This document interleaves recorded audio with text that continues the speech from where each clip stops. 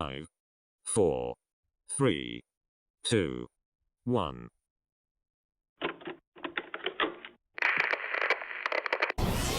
They ain't never seen nothing like this before.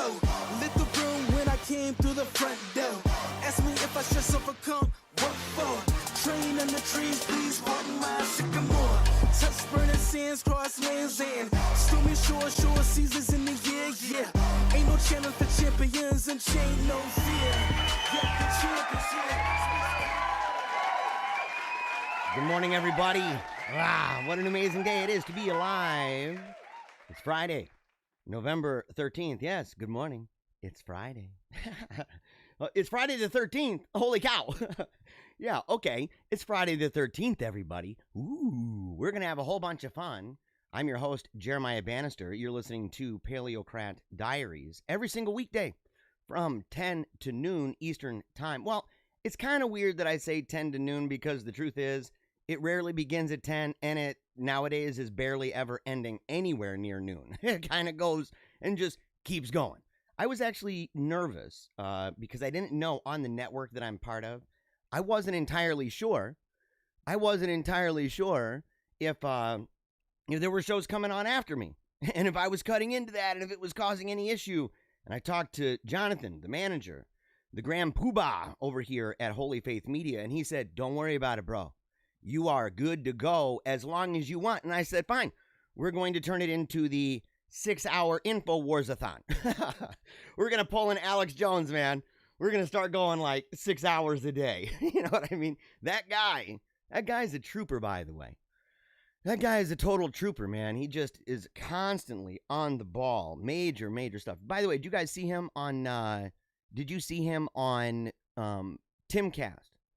I guess he was on Timcast recently. I forget who else he was with, man. Who was the other guy? I always forget that guy's name, too. But it was, apparently it was a really good show. I like him. Sometimes he can say stuff that's kind of outrageous. That's a little bit of an understatement, right? But it's kind of his shtick, and it's risky business. But he's been at it for a really long time, man. I followed that guy for a super duper long time. I remember back when he was doing, local TV and stuff.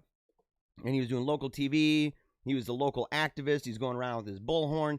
And it was back when he was really skinny. And it's funny because his voice, way different voice back then. It was kind of, I wouldn't say, now it's gravelly. It's kind of hard. He's like Darth Vader.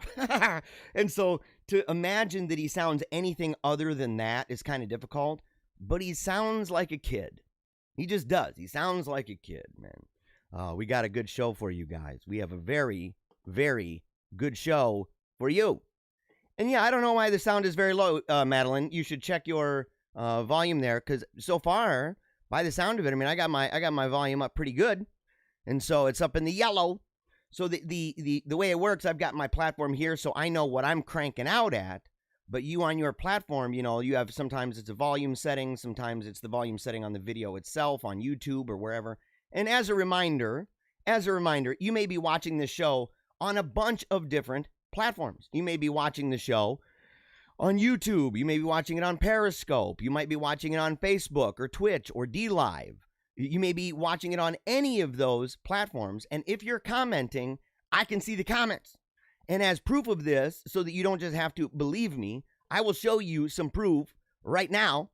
And we'll do it by doing this. Check this out. Blam. Okay. Blam. Here we go. So you've got up here, right out of the gate. First one today, Cherie. Hey, I'm here today. Yes, I am glad you are here today, Cherie. I was wondering about you.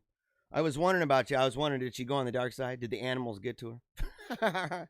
Did the animals in the uprising, man? Did they get to Cherie? What is she doing, man? What is she doing? Yeah, and Bethany right there on Facebook. Bethany saying, "Happy Friday." She's always happy, by the way. She might be like one of the number one fans. She's a diva for the show. I mean, there's no doubt about it. Her, Cherie, Ailey, Deja, right? There's a number of these ladies that come in. What is it? Ann and Soul. I'll put Ann and Soul in there. Divas for the show. Love the show. Watch it. If not every day, almost every day. And when they're not able to watch it, I know they're sad. In fact, I would dare to say that their day probably didn't go as good. And if they had to, bring it all back, and at the end of the day, they're reflecting and they're thinking, man, what did I miss? And they said, I know what I missed. I missed Paleocrat. I missed him. I missed him so bad. Yeah. We love this show, don't we, guys? It's a great way to start the day. It's just a great way to start the day. But as you can see, a whole bunch of people looking forward to the show. God bless. This is Madeline7. Hey, thank you so much, Madeline. Definitely very excited about that. Oh, yeah, and you're the one who said sound is very low. I'm very sorry about that, by the way. I'm very grateful for your support. And look, if everybody else, man, if you guys think that the sound is low, let me know. I've got it cranked pretty good over here. As I said, I can't get in the red. I got that green and yellow and red bar, right? So it shows where the volume is. If it gets up in the red, it's going to start going, and it's going to be really terrible. You don't want that.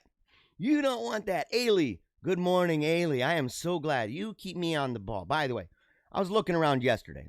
I got this other MAGA hat. And now I'm going to struggle to find that other MAGA hat. It was behind me. I have this other MAGA hat. It's a cap. I wore it in a video recently. And I was looking all around for it. I couldn't find it. And I was really depressed. I was freaking out because I got it in New York. I got it in New York after we were too late. We went into Trump Tower. We actually got to get a picture with Ivanka, right? Saw that was back in the days with Lewandowski and Manafort and all of them. It was in the campaign. And we got up. We got to talk for just a brief second with Ivanka. It was a whole bunch of fun. We went in, we did the escalator thing. We're waving at the escalator. In fact, I thought that I may have found the video. And if we found the video, it's my daughter and I. My daughter who passed away, childhood brain cancer. We're actually going to show a video or two of her today. It's going to be a bunch of fun. That's at the end of the show. So you cannot, you got to stick it through, folks. You got to stick it through because the end's going to be awesome. But we went down the escalator. We were all excited. I'm like, I'm going to get myself a MAGA hat, So I go to try to get a MAGA hat, and they said, oh, it closed 15 minutes ago. So we were super bummed. We went around town. We found this amazing shop. I bought this MAGA hat. It's not an official one. I would love to have an official one. I've never bought an official one. But I have this one. I found it. I said, I'll buy this. And I have it, and it's a prized possession. It's a prized possession of mine, and I couldn't find it. And I'm scrambling everywhere, man. I'm looking all over the house. I checked the clothes bin. I checked all this stuff, and my wife, she goes, you should turn the lights on when you're checking, looking through all the clothes and stuff. And I said, it's a red hat. It's a red hat, and I'd feel the bill. And I'm telling you, I go all over the house, downstairs, upstairs. I checked the trunk of the van earlier that day. I looked through all the cushions, everything else. And I went upstairs and I turned on the light, and I'm looking all around the room, and I go back to the place I began, and I look in there, and there's my hat. And I thought, I am lost without you, woman. I am lost without you. And I'm lost with her. But the thing is that's me being lost. She's the guide. She's the lighthouse, man. She's doing a good job. I love my wife, man. Yes. Brian says, good morning. Iced mocha latte going straight to the dome. Let's go. Let's go, buddy. Let's go, man. We are straight to the dome with this stuff, folks. This is, high octane, this show. Super bipolar. I know some people are like, dude, this guy, one person was like, you're on drugs, bro. And I'm like, are you kidding me? Are you kidding me? Like, okay, I drink coffee. I gotcha. But they were accusing me of crazy stuff. And I'm like, dude, some people are just really energetic and excited about life. You should try it sometime. Holy Ghost stuff. Yeah, take a knee for Jesus in the comments. My point of showing you this, though, look, last one. It caught my attention right here. We got Nathaniel. He says, Daniel Tiger is on the TV for the toddlers, so we're jamming out to Mr. Rogers-esque tunes, but I got an earbud in tuning to Paleocrat.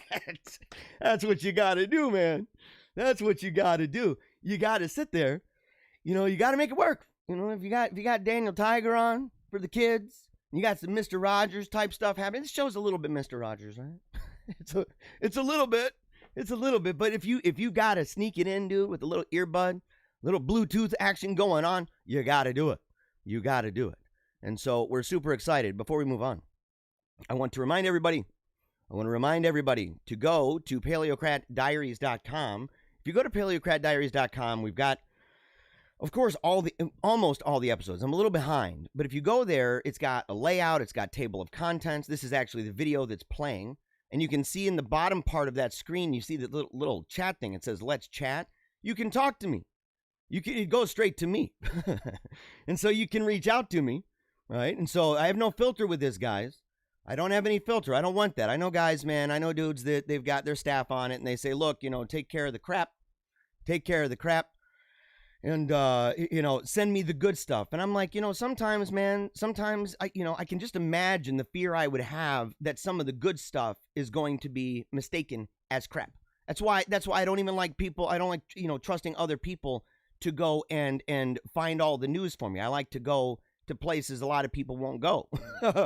I like going there. I like going to the edge, man, to the fringe, to see what I can get, to peek over the edge, man, and know there's danger there, but to be able to come back with the treasure and to share it with you. But you have to go, because if you go, you're going to find, let's see if I can get my members page up, man.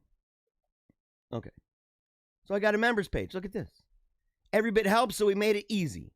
Paleocrat Society, $5. Become a bona fide member of the Paleo Naughty. And if you're a freaking geek, man, if you're a freaking geek for this show, and you sit there and you're like, look, I'm going and I'm buying a burger, a couple burgers a month, and I'm trying this jihad on fat thing. I got to get disciplined and focused to try to, cut the pounds off and stop being a lardo and all that. And you're trying to figure it out, and you say, what am I going to spend that $5 on? And you're listening to the show every day. Consider the possibility of throwing some bones to your boy. Consider the possibility. It's super good. And we're going to have additional content that's exclusive for members, including when I assemble my book on poetry, prose, and speculative fiction. Stuff for members, man.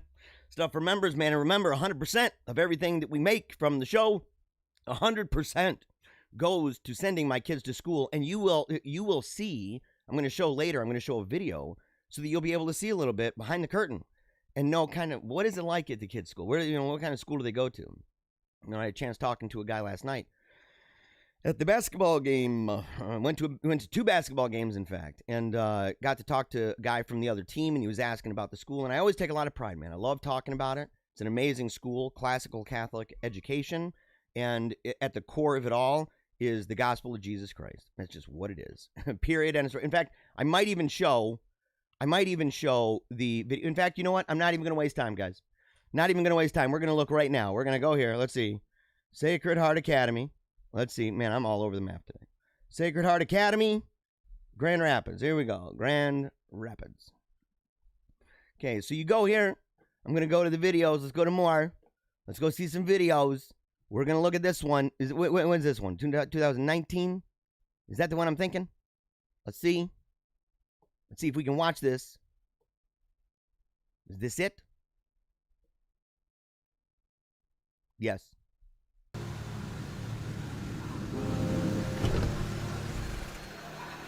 This is where I send my kids. I want you to know why I do this. And forgive me if I cry. You see me in my uniform. And you think I'm going to school. You think I'm studying, doing my homework, practicing my Latin. You're not completely wrong. The truth is this. What looks like an academy is in fact where I am learning to dig deep. To search with an attentive heart what all men seek, but few can name. Wisdom, knowledge, it's the fountain of life and holiness. A sacred temple, the very house of God and gate of heaven. What I seek, what I have learned to desire, is the desire of the everlasting hills. I am looking to lose myself in the sacred heart of Jesus. It may look like I'm going to school, but in truth, I am learning to chase after my Savior. Yes. The King and center of all hearts. And I will not rest until I take hold of him, who has already taken hold of me. Every morning there's Mass. Every morning. God is at the core.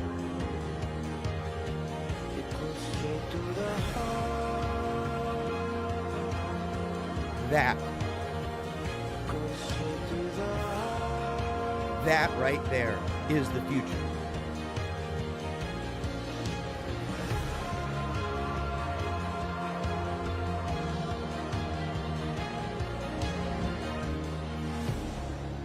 I love this school.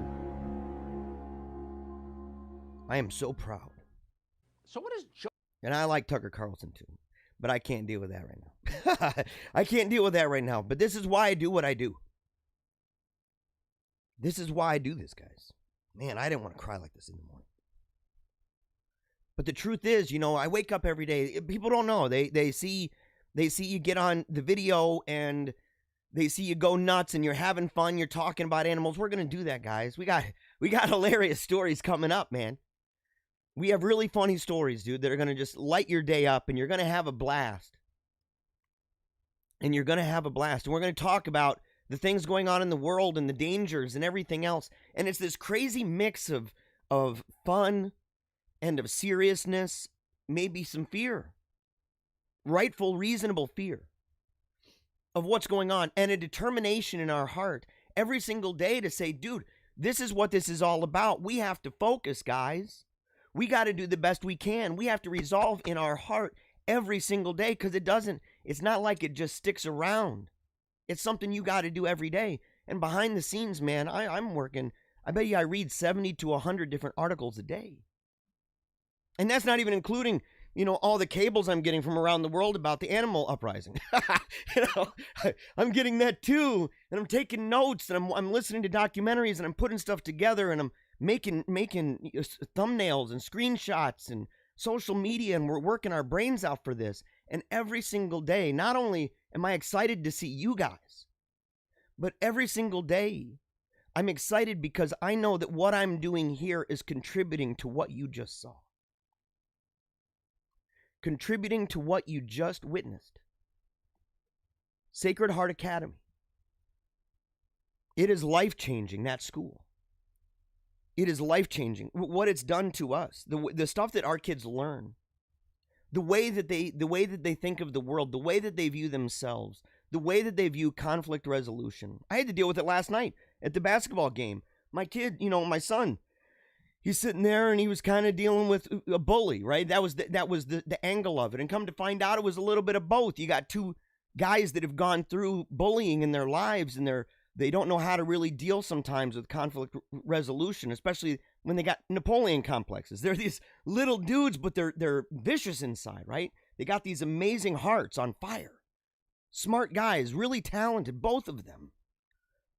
And we had to sit down together face to face, and we resolved it, and we said, look, you know, we're going to get you guys together because, in fact, I think you guys have so much in common that you ought to be friends. And if you're not great friends, one thing's for sure, you're not enemies, and you're both going to see each other, Lord willing, in the afterlife. It's a long time to spend with each other, so get used to it now, right? Kind of a thing, but every day to learn over and over how we need to be excellent in everything that we do. And I know that that's what they're doing while I'm at school. And as their dad, I say, I want to set the standard in this home. I want to use my gifts and talents. And that's why I say, you know, if you love the show, consider this. We have people who donate a lot more than that, by the way. We have people who donate a lot more. And I put on there, I don't know if it's on the website. I have it elsewhere that talks about how much it costs per month for us to send our kids there. And we get help, right? The diocese and even my mom. But this is why I do what I do, right? This is entirely dedicated to this. Entirely, 100%. And I wanted to show you that. I wanted you to see. Now, before we move on, make sure to go to Paleocrat on YouTube. Subscribe to it there, too. If you know, make sure you subscribe. There's a subscription, by the way, over on the website. Let's see if it's down there. There you go. There you go. It's super easy. Subscribe to our newsletter. It's not really a newsletter. Not yet. Really, all it is whenever we do an update, you know, or post a blog or anything like that. And there's some things at the website that you will not see anywhere else. Sometimes I write blogs. Sometimes I share videos that are unlisted. So if you go to my YouTube channel, which is right here, if you go to my YouTube channel, you're not going to see it. Okay? You're not going to see it because it's unlisted. So it's invisible, right, to you. And the only way to see it and to know that I've even done it is to follow me on social media and or to follow me on the website. I'm so sorry. To follow me on the website because I'll promote it, and also to find the link on the website. And here's an example. I'll just show you right now real quick. We're not going to go through this forever, but I need you guys to see it because I don't do this. You know, I don't show you guys this very often, but I want you to see. I'm sorry for the size and dimensions on this. You can see here, look, I even share, of course, Paleo Cheese movie review. I've got, of course, the post-election appearance there on Meaning of Catholic with Timothy Flanders, another great show. But right here, see this? Paleocrat Unlisted, super spooky, spectacular. That video right there, you cannot see it on YouTube. You can see it here, and that's where you'd have to go. So make sure to follow me there. Of course, you can subscribe to Paleo Cheese. That's it right there. You can tell by the the really amazing picture. That's me and my boy Chad. And of course, we're also on Acast, and that's the Acast right there. Paleo Cheese is one word, PALEOCHEEZ. All right. Very grateful. We'll do that in a moment. That's actually got something that comes with it. So, all right. All right, everybody. We are on to the fun. And thank you again, man. Thank you for dealing with the early morning cry. I did not know. And there may be some tears later because we are going at the end of the show, we are going to wrap this thing up by talking about lessons that I have learned through my life because people are baffled. They're like, man, we're going through a crazy time. I'm super freaked out. I'm super scared right now. I don't have any idea of hope. What in the world am I supposed to do? And how is it that you do it? And I did it through going through a very, very, very dark shadow in the valley of death. And I came out with a daughter in my arms. And that daughter in my arms revolutionized my heart and my life, completely changed me forever, left a eternal mark on, in fact, the world. And this show, our mottos are derived from those experiences. So we're going to talk about that. So I may end up, there might be a little bit of crying. I might have to turn off the camera and be like, and try to wipe my eyes and stuff. So wish me luck, guys. Cross your fingers. Cross your fingers. Oh, okay. I promised I would talk about this. I said it for 2 days. I'm like, oh yeah, guys, we're going to talk about these hikers that found a message dropped by a carrier pigeon in 1910. This is a true story. And we know that the pigeons are problematic. The pigeons are very problematic, guys. We've seen it. What was it, man? The Spy Museum. In the Spy Museum, we captured. I think it was a candid moment. I think they took the pigeon by surprise. There was a pigeon going through and it had a big camera on its chest. Right? It wasn't being very good at spying in a spy museum. Maybe it was trying to blend in. It was being one of those tourists. Like you see in all the movies, the people, coming around. A lot of times they're from China or something. And they're coming around, some Asian folks, and they've got their cameras and they're taking pictures of everything. The pigeon was trying to do that. Not very compelling, though. I'm like, dude, I don't think you're Chinese, bro. I don't believe you're a tourist. You don't look Chinese.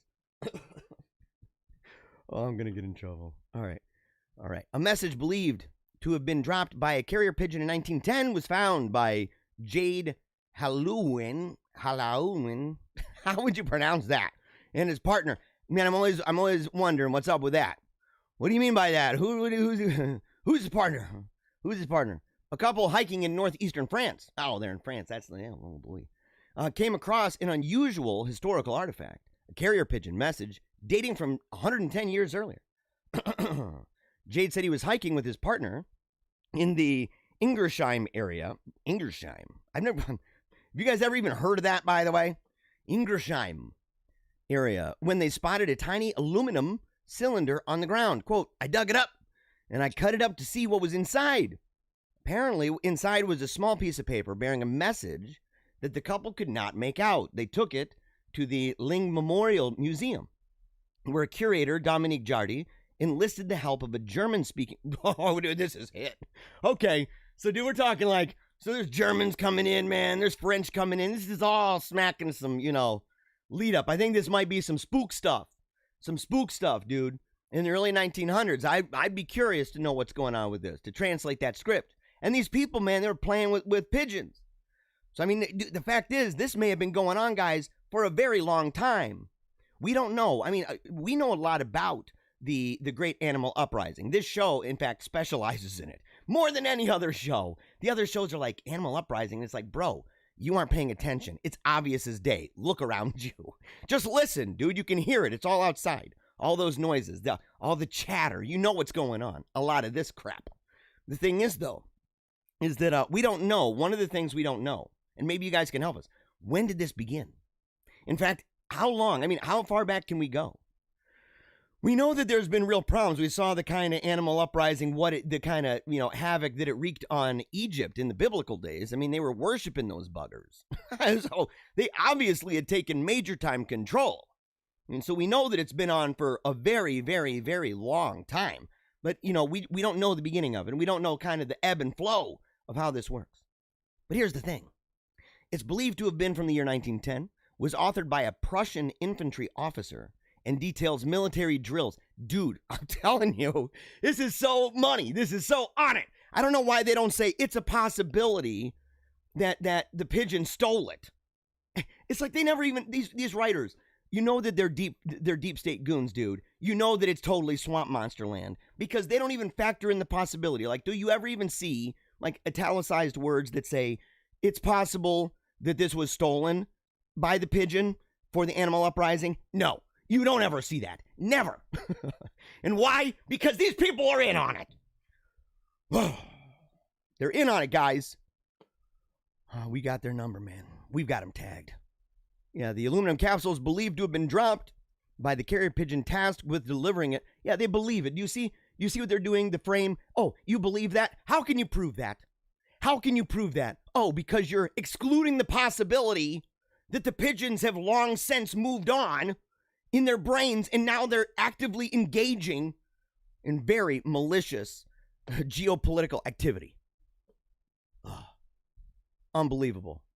Oh, yeah, and he says it's very unusual. Yeah, I don't know how unusual it is anymore. Not with as many things as we're seeing, guys. We see it all. We see it all every single day. There's something. And what's this something? What's this? Couple's controversial solution to feeding their fussy kids sparks a fierce debate. Oh no, it's TikTok.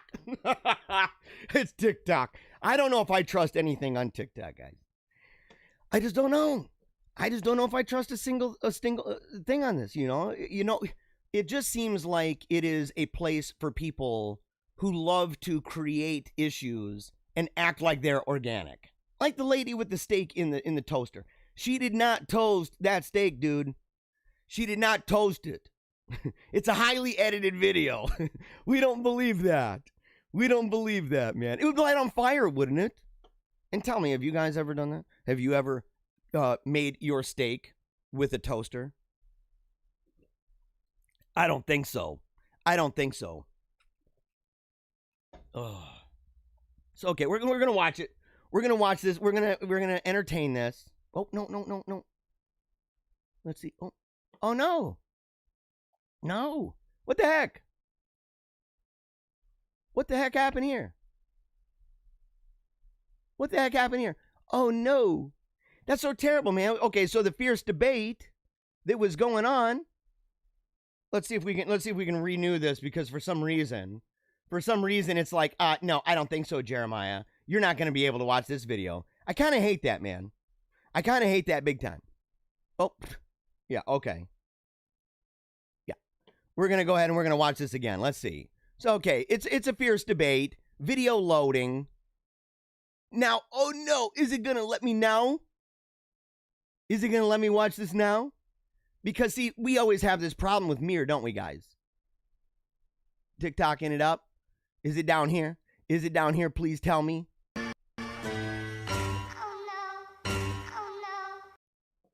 Okay, we are going to... It's up here. It's up here. Okay, and these TikToks are short, too. I'm sorry for that. I'm sorry for that delay, by the way. I'm very sorry. Oh, no, I am not doing that. No, I'm not going to do that again. Gotta zoom in. Gotta zoom in. Oh, let's scooch it over for you.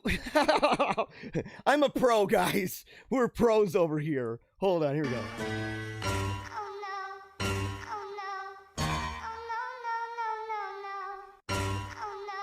Oh no, that's not it, man. Why would they show that one? to fussy eating and they're showing a TikTok of somebody peeking in on a dressing room. What's up with that, man? Mir, get your act together. Get your act together about this. Yeah, okay. Although it's normal for a child to go through a phase of liking and disliking certain foods, not addressing the issue can make matters worse as they grow up. Parents, is this person preaching it or what? Who is this, by the way? Who wrote this story? Oh, it's Paige Holland. We like Paige. Paige is okay. Paige, we cover these people so much. We're like, oh yeah, it's Paige or it's Sonia Jane. We know these people, man. We know these people.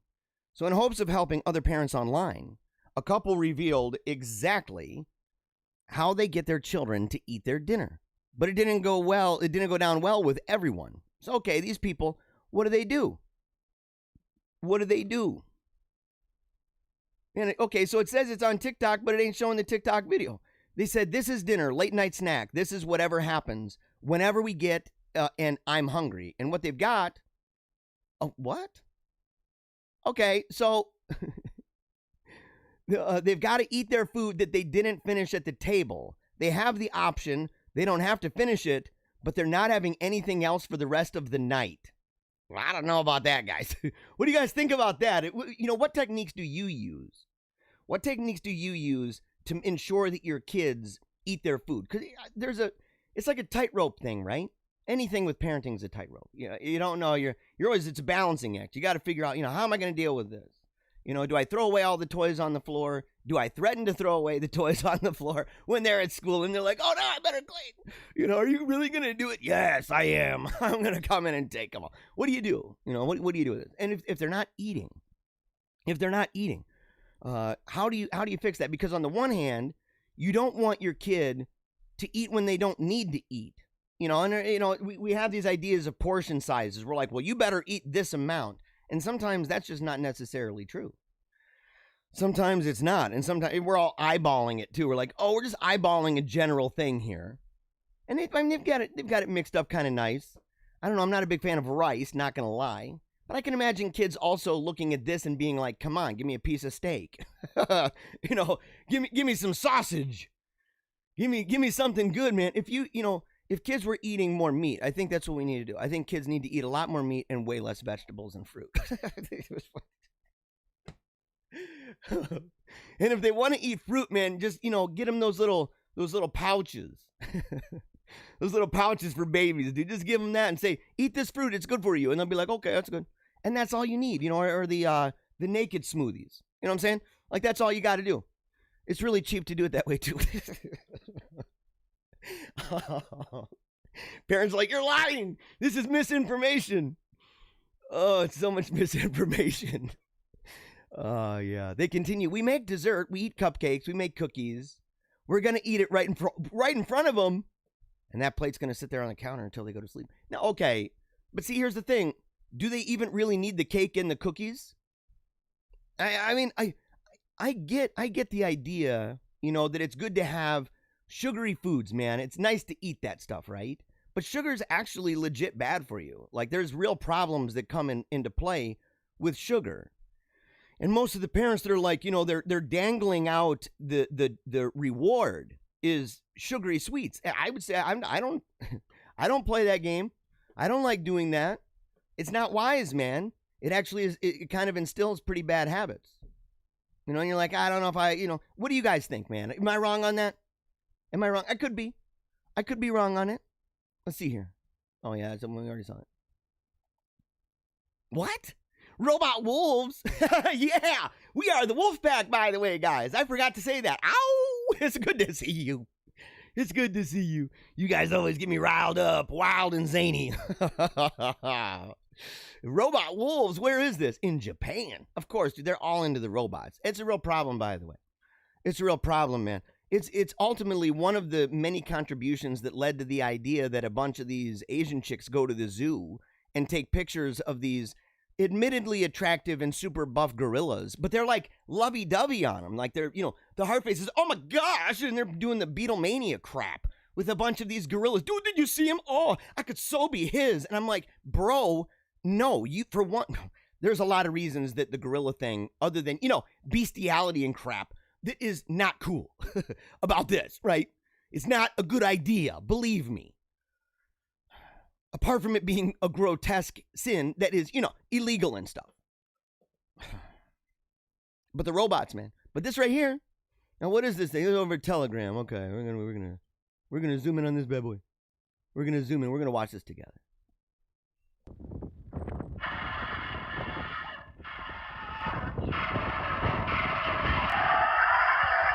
Oh my gosh.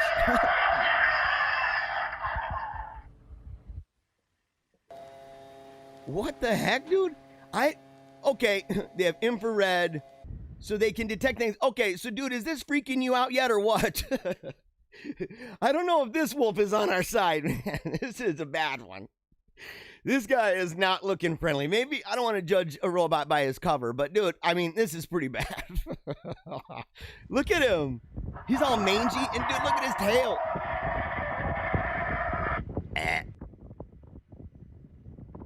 Oh, it's a scarecrow. Okay, I got you. A sighting of bears?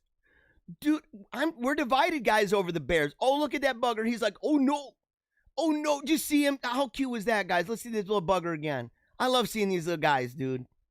Look. Oh, I'm booking it. Oops. I got busted by that crazy wolf on a UFO. Look at it, dude. They're like, how did that wolf learn to levitate? And what's sticking out of its butt? Why are its eyes so base? What's going on with that? Oh, dude. Oh, bro. How do you feel about that wolf, guys? I don't know. I'm pretty divided. I don't know if I want to identify with that wolf. People are like, oh, you're a wolf bag. Is this guy part of the group? And I'm like, I just don't know if I want him scaring away the bears, dude. Maybe the polar bears. We know the polar bears are violent. We know that. But the black bears? The black bears, we love black bears. We love those guys, man. We love them. Not like Grizzly Man. Grizzly Man took that to, another level, and he ended up getting, eaten. And I don't mean to dog that, but you go out and you're flipping a lid at an airport. And it's a documentary, by the way, in case you don't know. It's really sad. It's an interesting thing. The guy's obviously, he wasn't all together there. But the people who knew him said he was a nice enough guy. But he was one of those, he was a discontent of civilization, and he'd had enough. He's like, I hate the world and everything in it. I'm going to go live with the bears. And I think he lived with the bears for like 3 days. And one of them buggers, dude, just straight up ate him. Oh, speaking of Sonia Jane, see what I tell you guys, we know these writers by this point. Paige Holland, Sonia Jane. What's the other guy? His last name's Woods. Is it Tom or Tim Woods? What is it, man? Viral video. Elephant stops bus to steal bananas in brazen daylight robbery. Dude, they're taking it to another level. They're taking it to another level. Did he have a gun? Did he have a gun in his trunk? He's like, going around. Oh my gosh. Okay, so the bus stopped. That's just not a good decision, guys. So the bus stops beside the elephant. The jumbo puts his trunk straight through the window and to grab some food. Oh, this is an old video, but it's resurfaced online. Okay, where's the video? Oh, here it is. We're gonna go ahead and zoom in on this bad boy. We're gonna go zoom in. Check this out.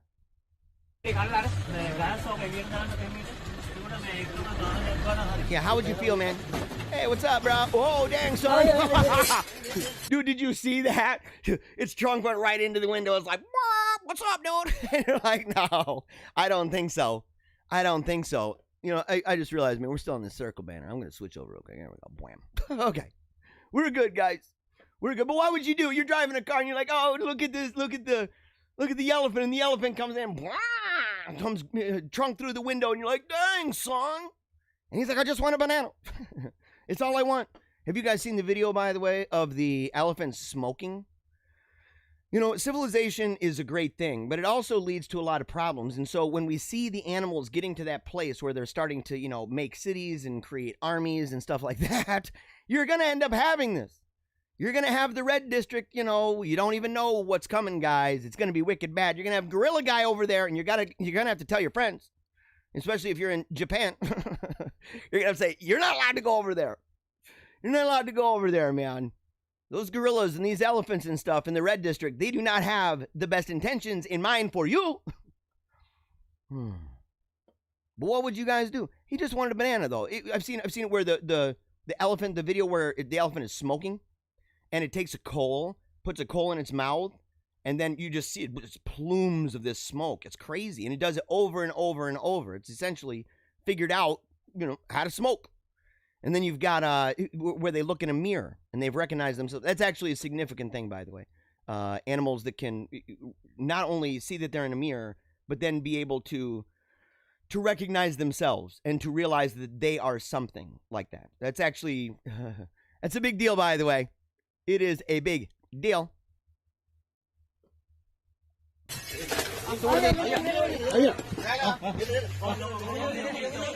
Oh, dude, he's all over the place. Oh, he wants those bananas bad, dude. Look. Just give him. Dude, look at this. The guy's, what are you going to do? Oh, dang, son.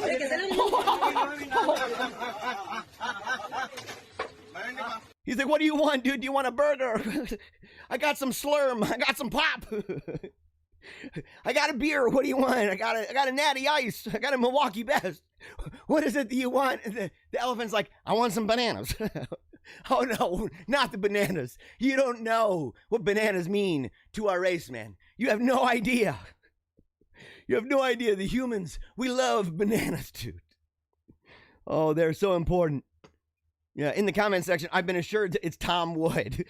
Annabelle, one of the kids that watches the show, has Annabelle, the one in the video that she's dancing, man, and head bobbing around to the Wolfpack song. To sit there, and she says, it's Tom Wood. That's the other author's name from the animal articles. Oh, you are on the ball, girl. You're on the ball. What would you guys do, man? How bad is that? I don't know if I want to see this, man. McDonald's Christmas advert divides the internet as viewers are left in tears. Here's the thing. I don't want to actually... For one, it's okay. Are you reindeer ready? I am not, actually. It's not even Thanksgiving. Don't do this to me. Okay? I'm not in the mood. It's, I am a guy, not everybody, they have different holidays. They get it, For me, I'm a traditional Roman Catholic, so we celebrate Christmas, right? We love Christmas. It is a feast. And we look around and we see the way that the world treats this feast day to us, and we're like, okay, those are some excessive things. And one of the excessive things that the world does is begin to play, for example, Christmas-themed things way, way early. Like, we don't even say Merry Christmas until Christmas Eve. You know what I'm saying? We don't even do that. We put baby Jesus in the manger at Christmas Eve. That's when we do it. Right? So we treat this thing, we sit there and say, hey, look, it's the symbols that are involved with that. Oh, but the world, man, and so I'm not reindeer ready. I'm actually going to skip right over that. I'm really sorry, guys. And plus, I don't want to get all tearful. I mean, look at this kid. Look at this kid, it's just begging. Oh, I don't know if I would even cry, though. For one, look at his shirt. That shirt sucks. What is that shirt all about? Who is that person on the shirt? Why would you wear something like that? And he's got himself this really fancy gaming chair. He's obviously mega rich, dude. I need one of those gaming chairs. I need a gaming chair. Give me your gaming chair, little boy. I want that gaming chair right now. Why don't you hand it over, buddy? I'll stick my elephant on you. You don't know what my elephant can do. Oh, dude, I'm so terrible. Okay. Oh, what? Okay, this is under odd news over at UPI. Deer crashes through window into an Indiana classroom. The deer, by the way, guys, just so you guys know, the deer have stinking had it. They are just entirely done. They've how many windows have we seen where these deer are just going nuts? They're stalking us. They're doing all sorts of terrible things. There was one video, and they're trying to spook us, man. During the Halloween season, they're putting their heads into these pumpkins to try to do the, Sleepy Hollow thing at us. And I'm like, I don't think so, dude. I don't think so. That's scary, man. Imagine seeing that. Imagine seeing a deer, dude, booking around with a pumpkin on its head. That's Fright Night Central, dude. And it's Friday the 13th, dude. That's some spooky stuff.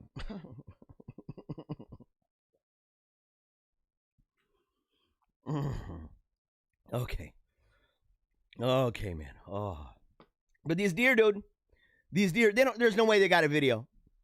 Okay. Do they really have a video? If they have a video, we know it's fake. What were they doing? Oh, conveniently, maybe they were recording. Maybe, kids are using their phones at the worst times. Yesterday, there was one particular student. I won't say his name because, it might implicate me because he might be my son. Was commenting in the comment thread, and he's like, I'm in math class. And I'm like, you are not in the comment thread. Get out of here. Get out of here, dude. You're not my son. I don't know anything about this guy. Oh, because I know his teachers are probably scrolling going, oh, man, Paleo Cat Diaries is on. Good. They got their earbud in, too. Not at our school, no. All the other schools. Our school waits for recess, dude. They believe in, order and stuff. So, okay, we're going to see this. Pat and Alyssa, students at Blackhawk Middle School weren't the only ones in the classroom today. Around 8 this morning, a deer jumped through this window. Check out this video. Teachers were in the classroom when a deer broke into the school. A video. The Fort Wayne Police Department, Animal Care and Control were there. The deer broke through the top half of the window, and police busted out the bottom window so that the deer could escape on its own. The deer was in the building for about 45 minutes and was tranquilized while in there. The teachers in the classroom It's tranquilized. were shaken up a Okay, bit. so it's taking drugs. It's taking drugs, dude. That deer's like, man, I was tranked out. That's why I busted through that window. We know about the dolphins. We know about the smoking that is going on with the elephants, and now we know for a fact. That the deers are into the tranks. That's what's happening. They're tranking it up, dude. They're tranking up. It's probably epidemic proportions. Probably all over the place, man. We gotta put the warnings out. We're not just dealing. What are we dealing with? Well, how are there so many animals? Oh, another Sonia Jane. Sonia, you have to know that we're doing this. Does Sonia have a Twitter, by the way? Do you guys know? Can somebody look that up? Hey, staff upstairs. Ailey and the crew. See if Sonia Jane has, if she's on social media. If she is, we need to let her know. And same thing with Mr. Woods. We got to let these people know, if they're not already on it, which they may be, probably. It's a very popular show. It's very popular, dude. I mean, it's all over the place. And these people have to know, they're like, oh man, there's a lot of views coming in from this particular, this particular site. And they're sharing our stuff. And wow, look at this. Yeah, YouTuber pranks animals with fake tiger. Videos are viral with millions of views. Okay, it's NDTV. Now, where's the video? We're going to have to see this bugger. Where is this? Oh, fake tiger. Here we go. Okay, I got a little fake tiger. Is that bugger down here? Hey, Ailey, you got to grab my little fake tiger for me. I'm going to have Ailey all over the place today. I'm going to be like, go here, go there, go here, go there. Ailey, you got to go get the little fake tiger. You got to get that thing. In fact, that's like my earliest memory. Other than red and yellow, black and white, they are precious in his sight. Hearing that sung to me by my grandmother in Pennsylvania as we were on a porch swing and I'm laying on her lap and she's playing with my hair and my ear and singing that song. And she had a pew, that they had on the front porch, and she'd push with her shoe, and it was this awesome, just rhythmic thing. But I'd go to sleep, they had a bed. Nice bed.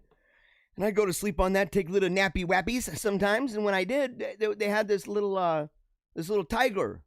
And I love that little tiger. It was just so awesome, man. And later on in life, they gave that tiger to me. And it was a very special thing. So, okay, here we go.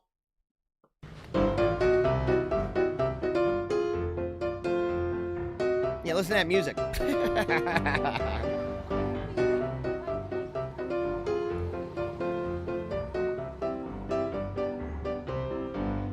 No! Oh no! No! Oh crap! Oh no! Oh, that's really loud. Sorry, guys. Yeah, look at this bugger. Oh yeah, that guy. He's hanging low. Oh no!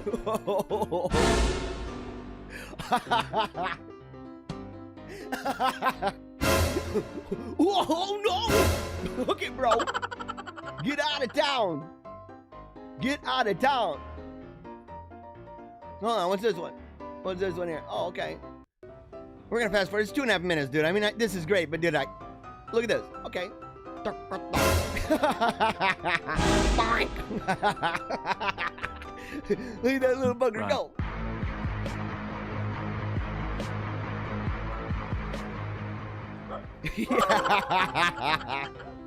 Are there more? This dog's mad. He's like, what's going on? Check out this one. We'll only show one or two more. Only one or two more.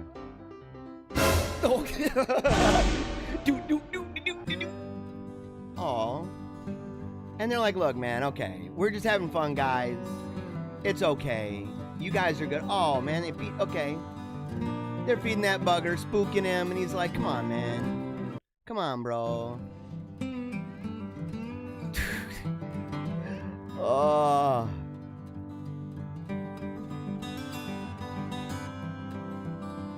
Dude, yeah. That's cute, man. That's cute. And it lets the animals know, dude. It puts them in their place. It's a way, it's a mechanism that humans have to remind us that we are still, at least for now, boss. We are the top of the pyramid. We are the top of the pyramid. We are animal supreme on this planet. Animal supreme. These other animals, man. Because we never get spooked by stuff like that. Have you guys ever tried, what is it, the pickle trick or whatever? Was it pickles or cucumbers with cats and stuff? I had one cat that was very unsettled by that thing, but I've had another cat that's like, whatever. I think Lion's like, I don't care. What's this? Only a couple more stories, guys. We're moving on. We got serious business to talk about. Okay. Woman, 102. Wow, look at her, man. What's her name? Dubbed world's oldest living curling player. Okay, guys. I don't mean to be rude. Okay, yeah. Look at this. Lola Holmes, 102 of Vancouver, British Columbia, has been certified by the Guinness Book of World Records as, and they don't even say book anymore because it's just too big. They do ridiculous things, as the world's oldest living curling player. Here's the problem I've got with this, guys, is that folks like Lola, all they got to do, like, she's tasted the blood. Kind of like, oh boy, what's his name? Phil? Wait, what's that guy's name, man? Doug? What's his name? The guy that does the eggs in the mouth. How many eggs in 45 seconds if I throw them from 6.5 feet away? How many eggs can you get in your mouth without breaking them? Or how many times can you go back and forth on a wall with a ping pong ball? Ploop, plop, ploop, plop, with your mouth. He has like 100-something records, man. He has 100-something records. And he's got the taste of the blood. He realizes the fame and the fortune that comes with this. Everybody's like, dude, at first. But probably around record, 4 or 5, people are like, it's kind of like the supply and demand thing, isn't it? It was cool if you had like 1 diamond or 2 diamonds while you got 150 diamonds or whatever, and you get all these records, and then you realize, wow, they're just passing out diamonds like crazy, and it kind of loses its value because it's easy to do. And because, I don't know, they're just at this point pulling diamonds out of their rear end. Which would be a fascinating ability, by the way. I got to work on that. It'd be, a little uncomfortable maybe, but it might be worth the cost. It might be worth the cost. How do you do that? I heard it's all about the pressure. It's going to happen, guys. It's going to happen. Oh, why? But this lady Lola, she even has, what is that tag there for, man? She might be like one of those greeters, dude. Because, she's wearing the name tag. She's got all these other buttons and stuff on and stuff like that. And she's got her curler thing there going on. By the way, what's up with that game? How do you guys feel about that game? Should that be counted as a game? Should that be in the Olympics still? Do we really need to do that? Or is that one of those games? Like, what games should not be in the Olympics anymore? Like, what games do you guys think it's like that should not be in the Olympics? And what games do you think should be? Like, I've long thought that maybe WWE wrestling, for example, should be in the Olympics. I've thought, why not, man? Why not? I mean, you never know how it's going to turn out. You never know. And by the way, just so people know, I don't want to dog WWE because it's a skill. It's a skill set.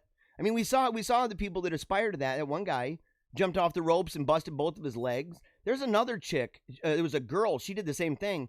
She was, well, let's just say she's large and in charge. And she jumped off of this rope, right? She's up there and doing the rope thing, and she jumps, and it was remarkable. It's like watching Chris Farley do amazing things with his body, right? Like dancing and stuff, like the Chip and Dale one that he did, where you're sitting there and you're like, this guy's like really energetic for being very obese. You know, he's able to still do remarkable things with that body. She is too. She jumped off of the rope, the top rope, did a flip, landed over, leg, wrong direction. She's reading the bottom of her shoe. I said, oh no.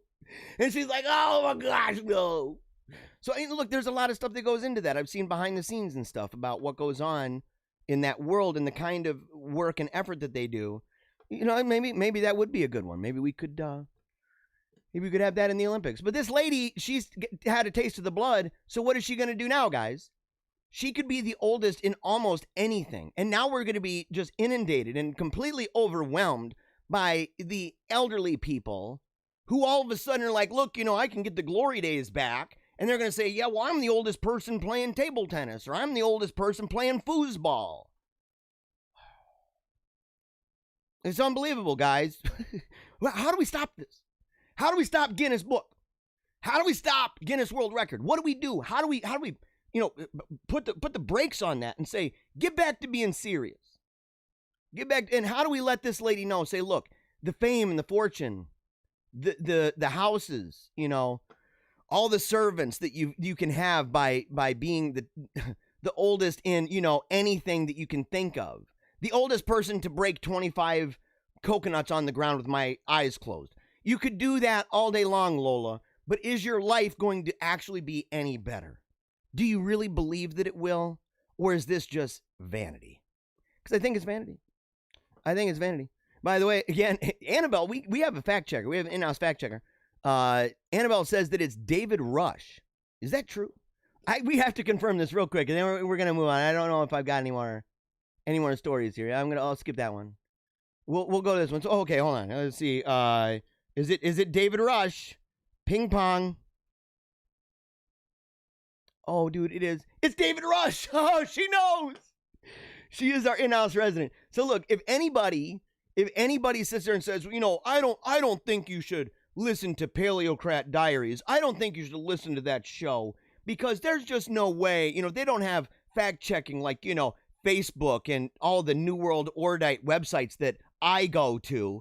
If you tell them that, say, oh, no, we actually do. We have an in-house resident fact checker. Her name's Annabelle. She's mega dope. You can see her dancing away, rocking that body, that head back and forth during the Wolfpack song, raising her glass mega high because she's rocking life. She is rocking life every day. Last thing, then we're going to the serious news. By the way, love you guys. This is going to be a fun show. And remember, we're going to talk about Never Give Up, Keep on Smiling, Memento Mori. At the end, we're going to show you some videos. Really powerful videos. So you might need to get, you know, a box of tissues. You might need 2 of them. You might need 2. Pigs in Blankets. This is by Courtney Pochin. Pigs in Blankets cheesecake. What? How do you feel about that? Pigs in Blankets cheesecake. Oh, man. This is, okay. Pigs in Blankets. That ultimately makes, you know, the bacon and the bacon and the hot dogs, all that kind of stuff, makes it super delicious with basically anything. Okay? Anything. I'm kind of thinking cheesecake might be one of those everythings. Definitionally it is. But I can imagine, you know, there's some things that, well, it will always make something better. But it's only because some things are bad, like sea urchin. If you had pigs in blankets over some sea urchin, I would go, that still probably tastes like crap. But at the same time, at least it's got pigs in blankets. But this cheesecake, man, look at that. Oh, I'm talking about not eating sugar. I'm doing, you know, I'm making sure, man, I'm doing stuff just right. I'm jihading the daylights out of some fat. I'm trying really hard. Even incorporating intermittent fasting and stuff like that.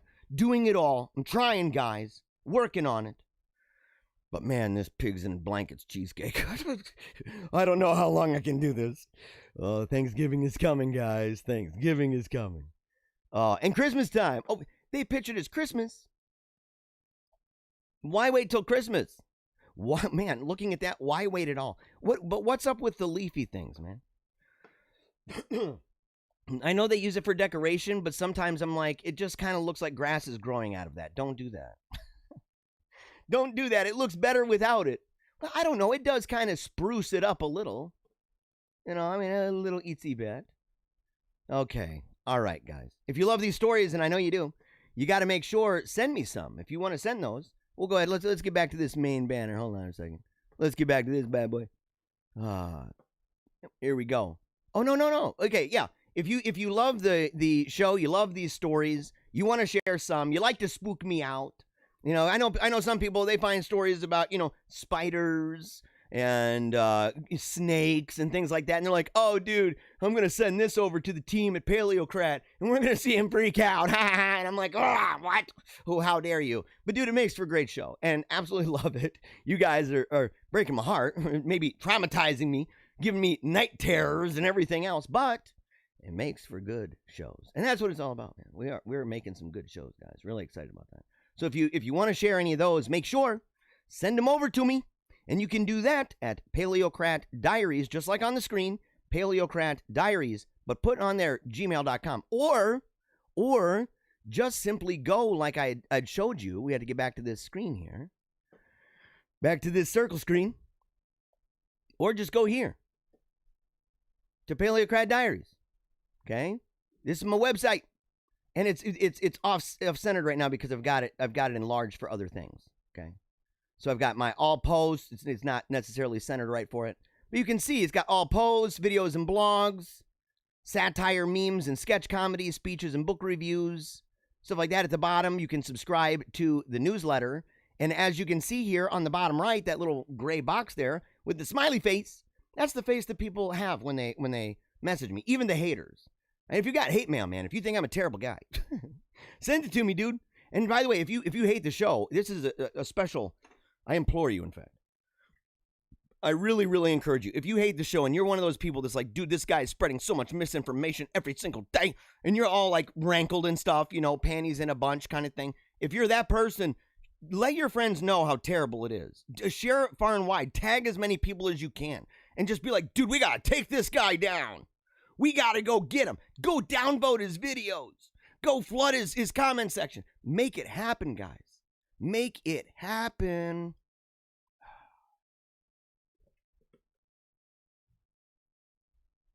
Let's see here.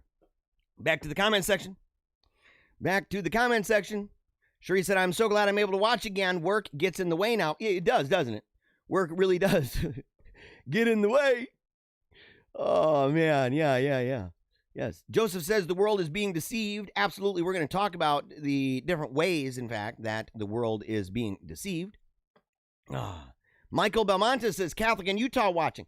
Dude, bro, I am very grateful, in fact. You know, we're getting new people all the time, and I love it when they say where they're from. You know, like Joseph Gilligan. Hi from Scotland and Great Britain, dude. Hi to you. So we've got a person saying they're from Utah. A person saying they're from Scotland. We had a guy from India, a buddy from India. We got people all over. South America, Canada, all over the place. Even Ohio. Even Ohio, man. And I have some issues with some, you know, Ohio stuff. I just do. I'm not going to lie. Let's see here. Polo's, talking about the sound, says here in a Samsung, the sound is maximum is okay, but if reduced one step, it's too low. Oh, no. Oh, no. Yeah, I don't know what to say about that, man. Because I don't want to get into the red. I'm really nervous about getting into the red, man. And it's weird because if I go on my phone, it's good. If I go on my wife's phone, it's good. And if I go on the TV, it's good. But, you know, there are sometimes, and on my computer, it's booming loud. And my computer's, you know, pretty intense. So, yeah, I apologize for that. But thank you so much, by the way, Paulo. Thank you for that. And I'll try to make sure, because sometimes I talk like this. Sometimes I talk like this. And sometimes I talk like this. And it's all different with the volume. Because I got a mic. I like this mic. It kind of has that radio sound. It's where I started, by the way. Started on radio, started doing that when I was 15 years old. Loved it. Had my own talk show by the time I was 16. Let's see. Next time, listen to the wife talking about finding the MAGA hat. Yes, you got to. You got to listen to the wife, man. You got to listen to it first. Tish Lee says praying all voter fraud is exposed. Trump 2020. I totally agree with you. No matter which way that turns out, by the way. No matter which way it turns out. I know there are people who are like, oh, man, you know, I've been loving the Trump tears. There's no crying over here. No matter how it turns out, right? We aren't a cult of personality. Dylan says Jeremiah hasn't done drugs in at least 15, maybe even 20 minutes. Yeah, right. You're a jerk, man. You're a jerk, Dylan. Oh, man. I was talking about you yesterday, bud. Was it yesterday or the day before? I talk about you a lot, buddy. You're a good friend. You are a brother from another mother.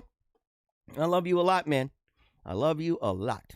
Oh, yeah. Look at all these people saying hi. Good morning to you. Good morning, Little Pop-Tart Jr. Good morning. Very happy about all this. Let's see. Marion says, Jesus Christ is our Lord. Yes, absolutely. Cherie says, next month we're joining. I need the poetry. Yes, you're going to need to join. You need to join the show. And remember, membership for the show, it helps. 100% goes toward our kids' education. We showed a video of that earlier, a promotional video. We'll show it again, of course. Not today. We'll show it again. And it's an amazing video. It chokes me up every time. It chokes me up every single time. Sheila says, love you and your show, a beacon of truthfulness. Sheila, thank you so much. I'm really grateful for you, Sheila. We love you back. We love you big time. We do, we do, we do. Annette says, super duper hearts. Love it, love it, love it. Let's see. Doreen Russell says, under Trump, Christians were slaughtered in Africa and Syria and elsewhere. Trump has been voted out. Joe has 290. See, here's the weird thing. Are you the kind of weirdo, number one, that thinks that started under Trump? Like maybe you didn't get the memo, Doreen, but ISIS was slaughtering the daylights out of Christians. And under George W. Bush, go back and look, by the way, look at what our foreign policy, I don't want to get too serious about this, and I don't want to focus too much on Doreen. She's a drive-by. But here's the thing, is that if you go back and you think, how does our geopolitics, when we make decisions about the way that we influence countries, or we make decisions about the way that we want to go to war and put boots on the ground and we're blowing people up, we don't think very much about a thing called blowback. In fact, Ron Paul, when Ron Paul was running for president, he was encouraging, I forget, was it Rudy Giuliani? Who was he talking to? And he gave a book list of books that he thought that people should read. And one of those books was called Blowback. And that book, that's a technical word. And all it means, we all know what blowback is. It's this idea that there's unintended consequences for the things that we do. And sometimes not even unintended. But no matter if we have intended consequences or unintended, there's always going to be unintended. And these things are really bad. And they're very difficult in some ways to predict, but they get out of control. And you sit there and you say, what happened when we went into Afghanistan? Do you think they treated Christians great?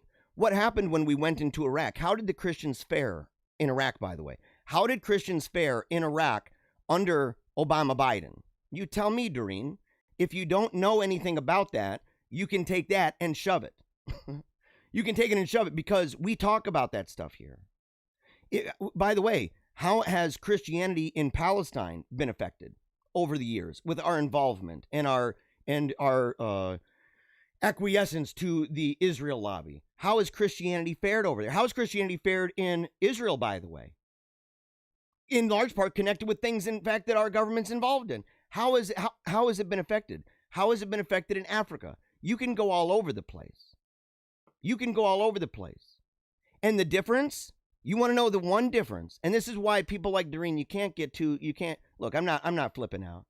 It doesn't, but you're just using her as an example, is to say that at least Donald Trump was the one president that treated the plight and persecution and terrorist murdering of Christians around the globe as an actual problem to be dealt with, and rightfully connecting it with our military interventionism abroad.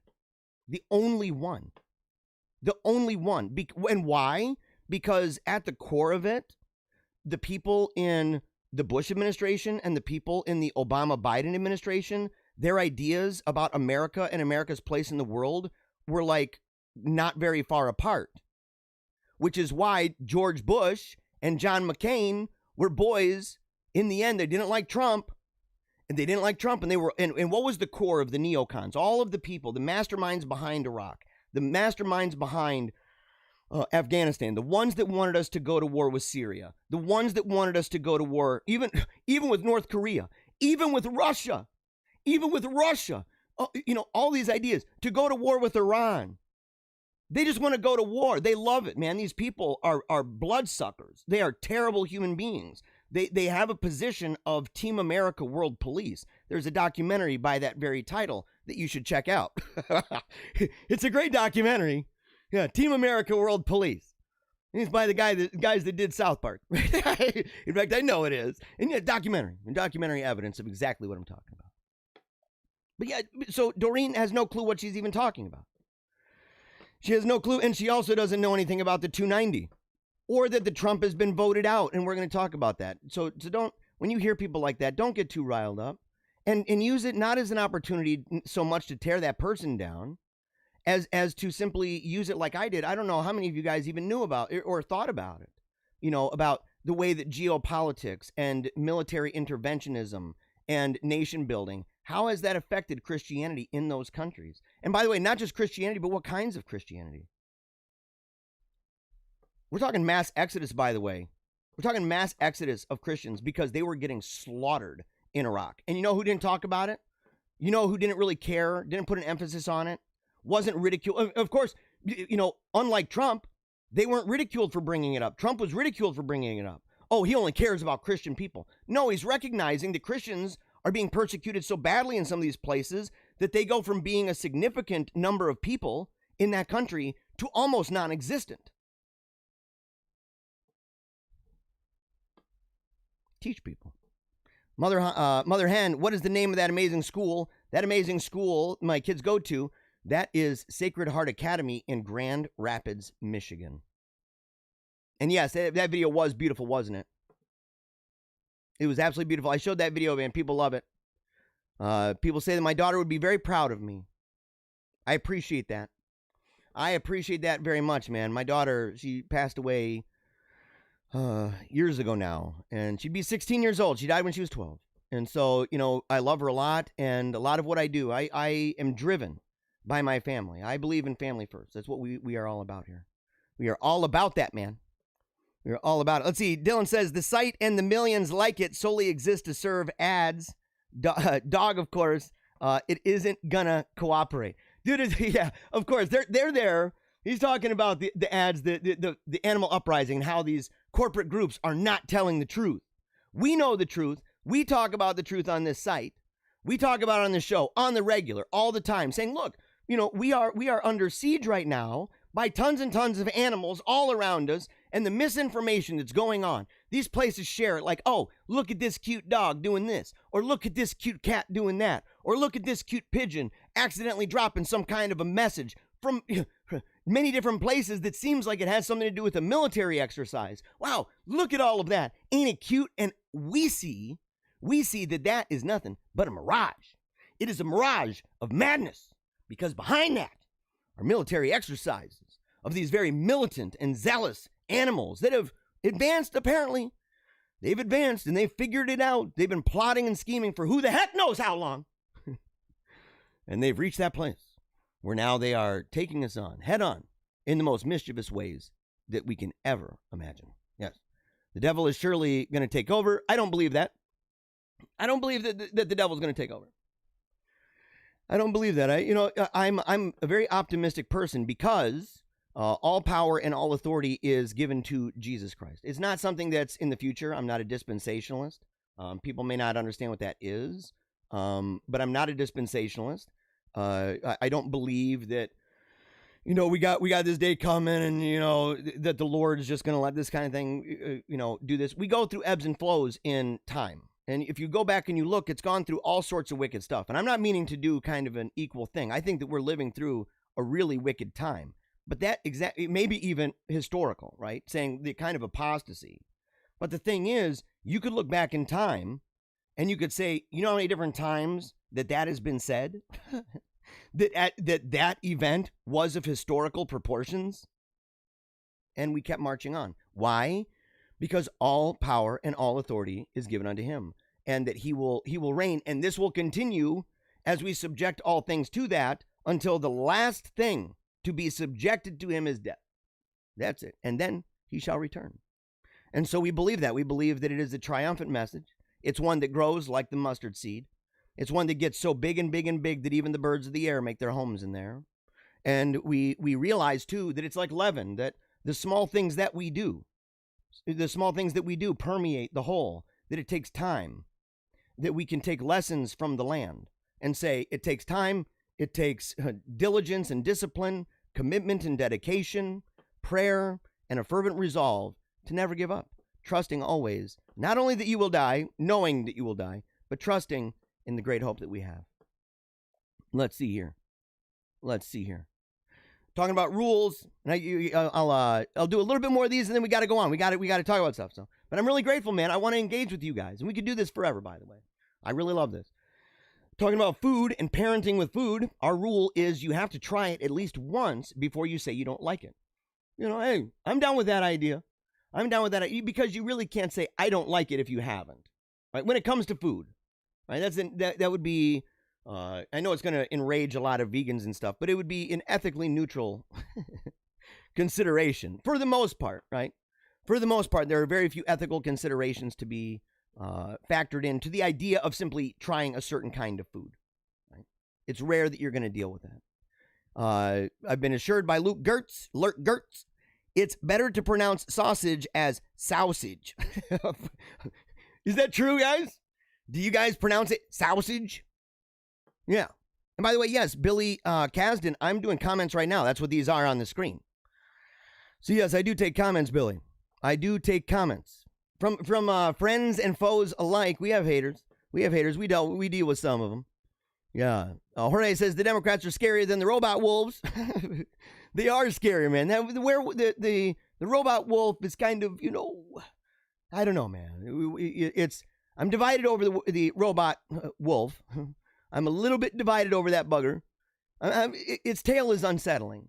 And the fact that it can levitate, or it looks like it's levitating, but it does have those based eyeballs, right? Where the lights come on, and it's got that based look to it. Yeah. Our fact checker. Hold on a second. Ailey said Sacred Heart just came over today. We have a yard sign. Oh, how? Look at that. You got to bring that down, girl. You got to bring that down. We got to promote that. And by the way, I'm really grateful. Was that a planned thing? Maybe they're watching the show again. They're on the ball. They at least have somebody. Maybe they hired somebody that's like, well, what's your job? And he's like, my job, I'm in a room where I'm keeping track of paleocratdiaries.com, Meaning of Catholic, and the Animal Uprising, because we're on it. Okay, last one before we move on. Annabelle says the reason the animals are rising up is because they feel that the humans are too loony to be in control. It's a good possibility. It is a good possibility. It is. Because we're loony, dude. We've lost it. We've lost our minds. So, all right. Remember, if you like to comment, we're going to deal with those comments a little bit later. We'll make sure to hit on those. Okay, as we move on, I got to say this. This is actually a serious thing, guys. And I didn't want to start with this, but I wanted to say this. I made a joke yesterday about a guy named David Small. And I joked about him because he's my boy. He's my friend, right? He's an atheist. We were friends. He was there for me during really difficult times for me and for my daughter. Him and Brandy Madden were very involved with us and their children, right? He had a stepson named Braden.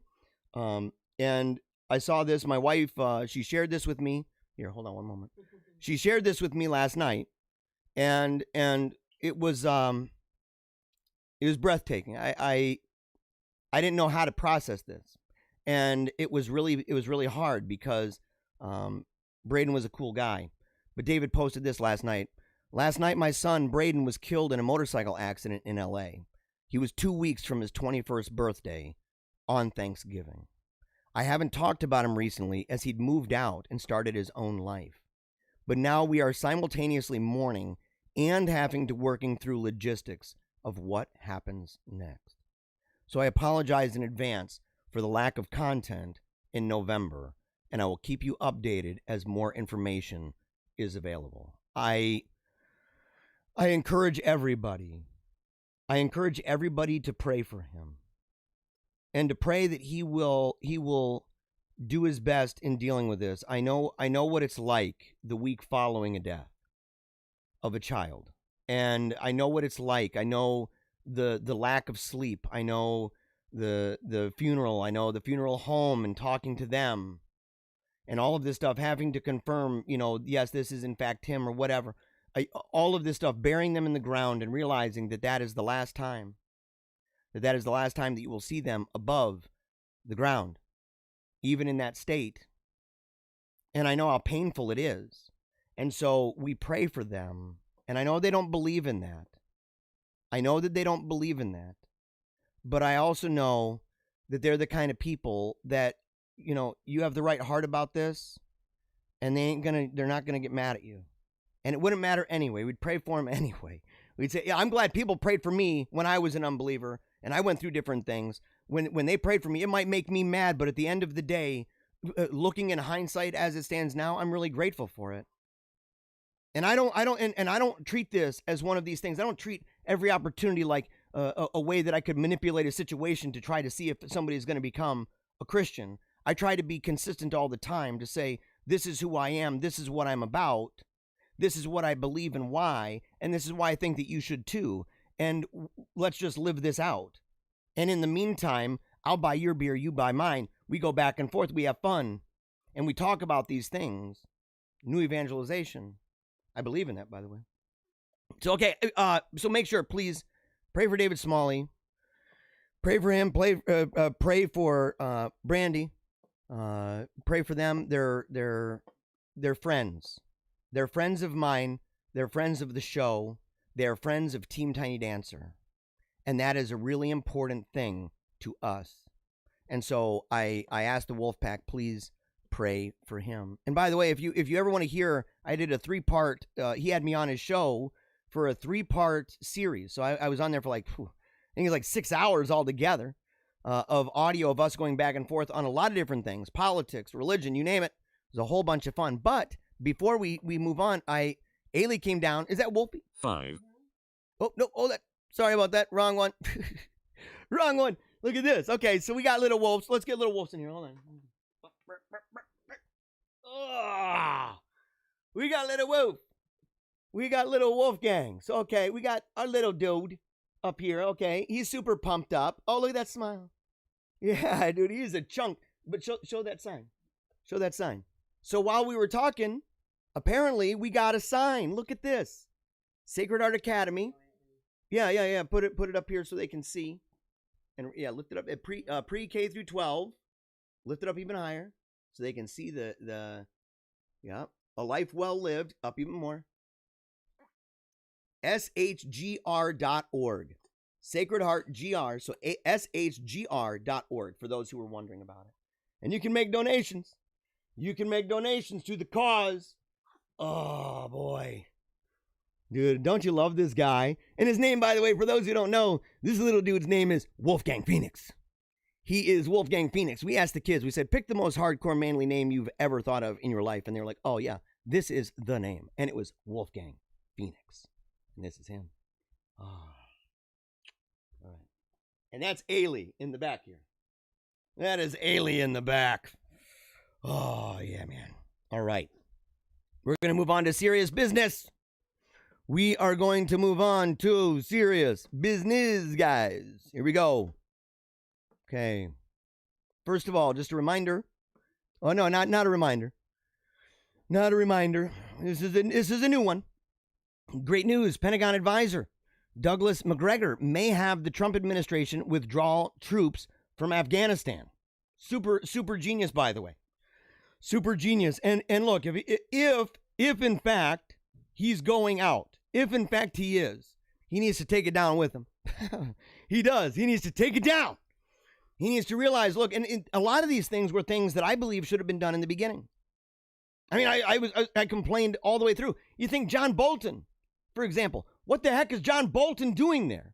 What is Mattis doing there? What are these people doing there? These people are neoconservative goons. Those people were architects of the worst foreign policy decision, maybe in the history, and not even maybe, in the history of our country. The lives that it cost. Not even just on our side. Being empathetic and saying, look, all across the world, the people who died, and premised on lie after lie after lie that were done over and over and over. Over and over and over. And now Trump's basically bringing this guy in. He fired Defense Secretary Mark Esper. That was earlier this week, who's now been replaced by Acting Defense Secretary Christopher Miller. Another really good decision. This is a take him down moment, guys. This is a guns a-blazing moment. And it's, by the way, it's not a decision. I know a lot of people can sit there and say, this looks like a decision of somebody who's desperate on their way out the door to just, ruin everything. And you go, or it's the decision of a person who believes that they are going to win.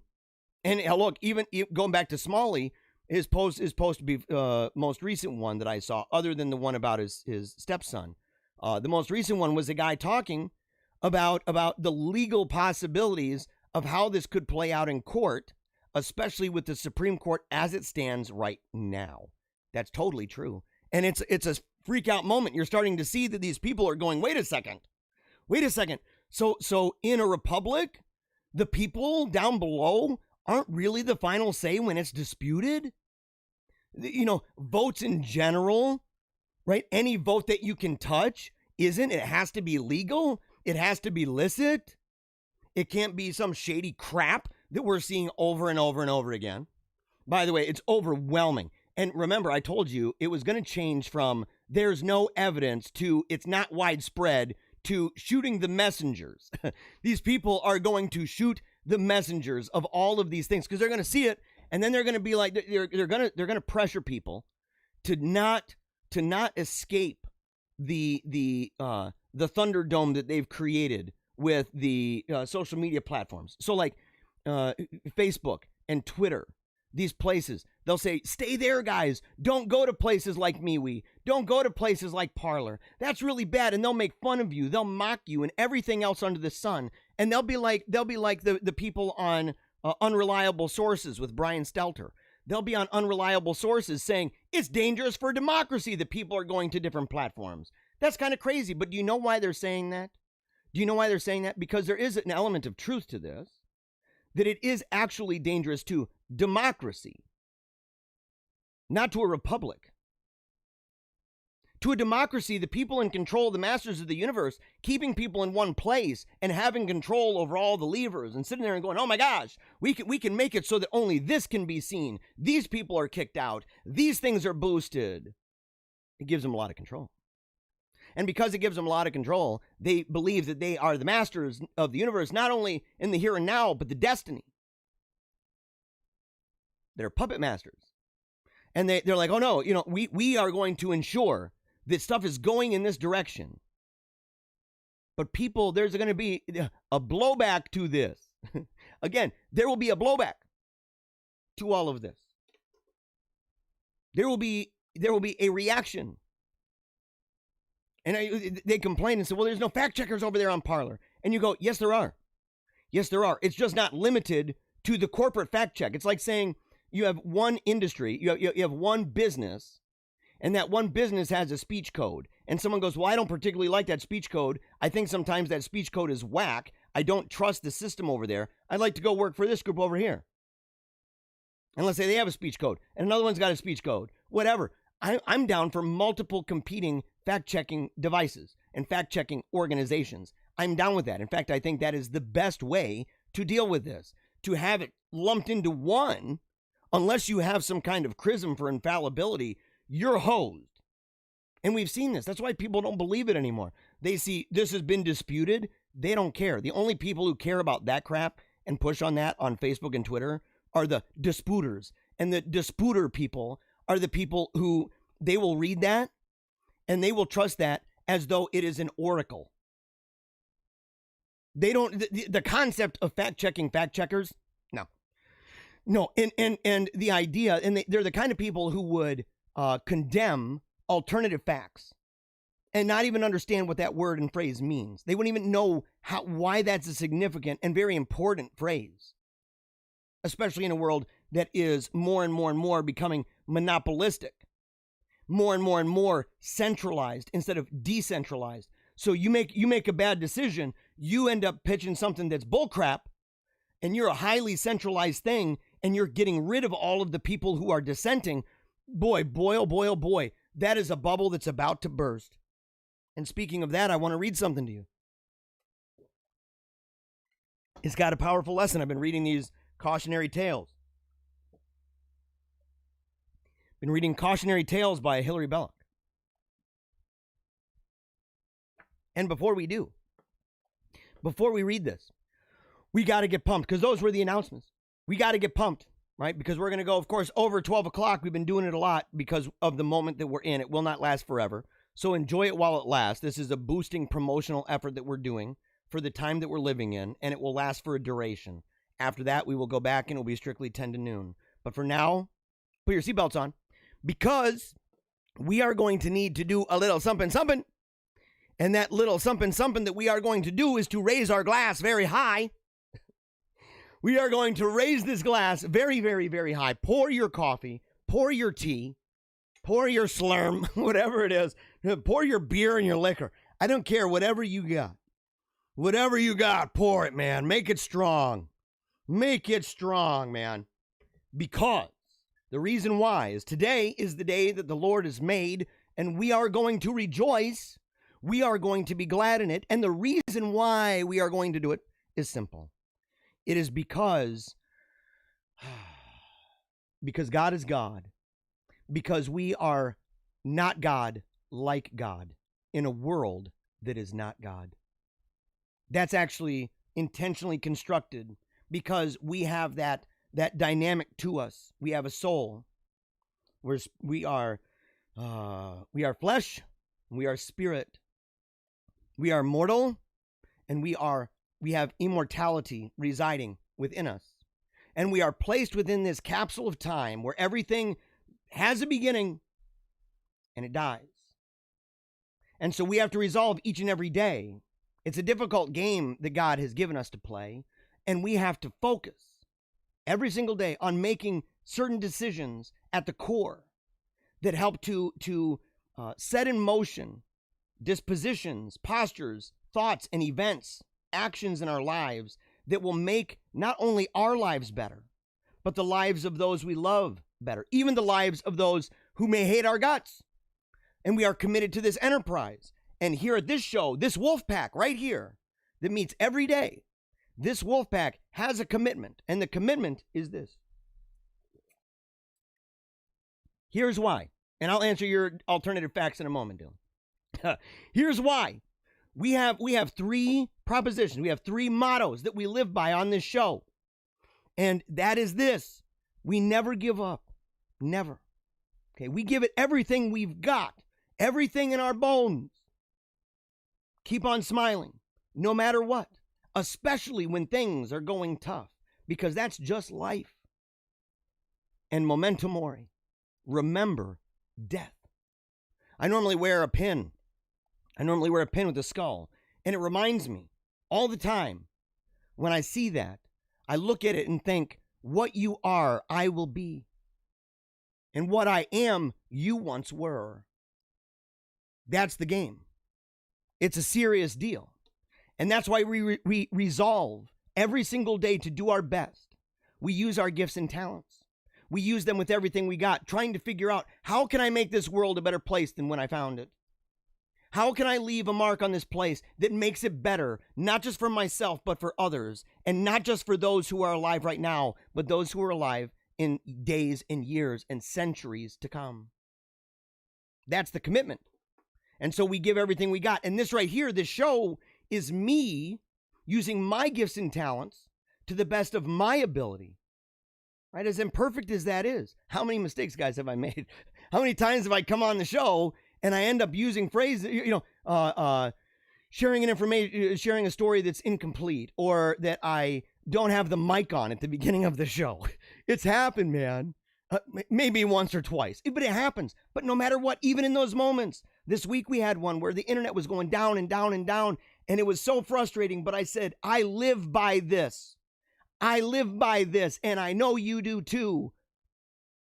Because we're ordinary folks. Most of us. I mean, this is the show for the Johnny Q and the Sally Sue. This is the show for the people who live on Main Street in flyover country. This is the show for the middle American radicals, the deplorables, the undereducated that have been ignored, and when they're not being ignored, they're being maligned for a very, very, very long time. And so we give everything we got, so we're going to raise our glass. We got this song, folks. We got to make it happen. Here we go. So get that glass, raise it high, because we're going to howl at the sun. Look at this little guy. We love him. He's a little dancer. And look at that girl in the background. That's Annabelle. That's our fact checker. That's our fact checker. All right, man, raise it high. High octane, guys. Straight to the dome. Here we go.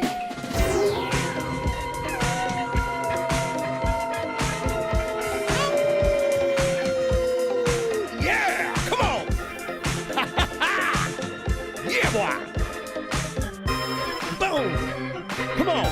Here we go. Give it all you got.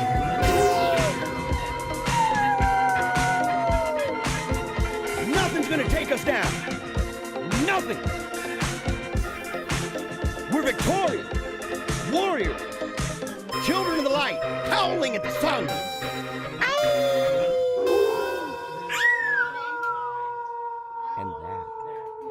And that.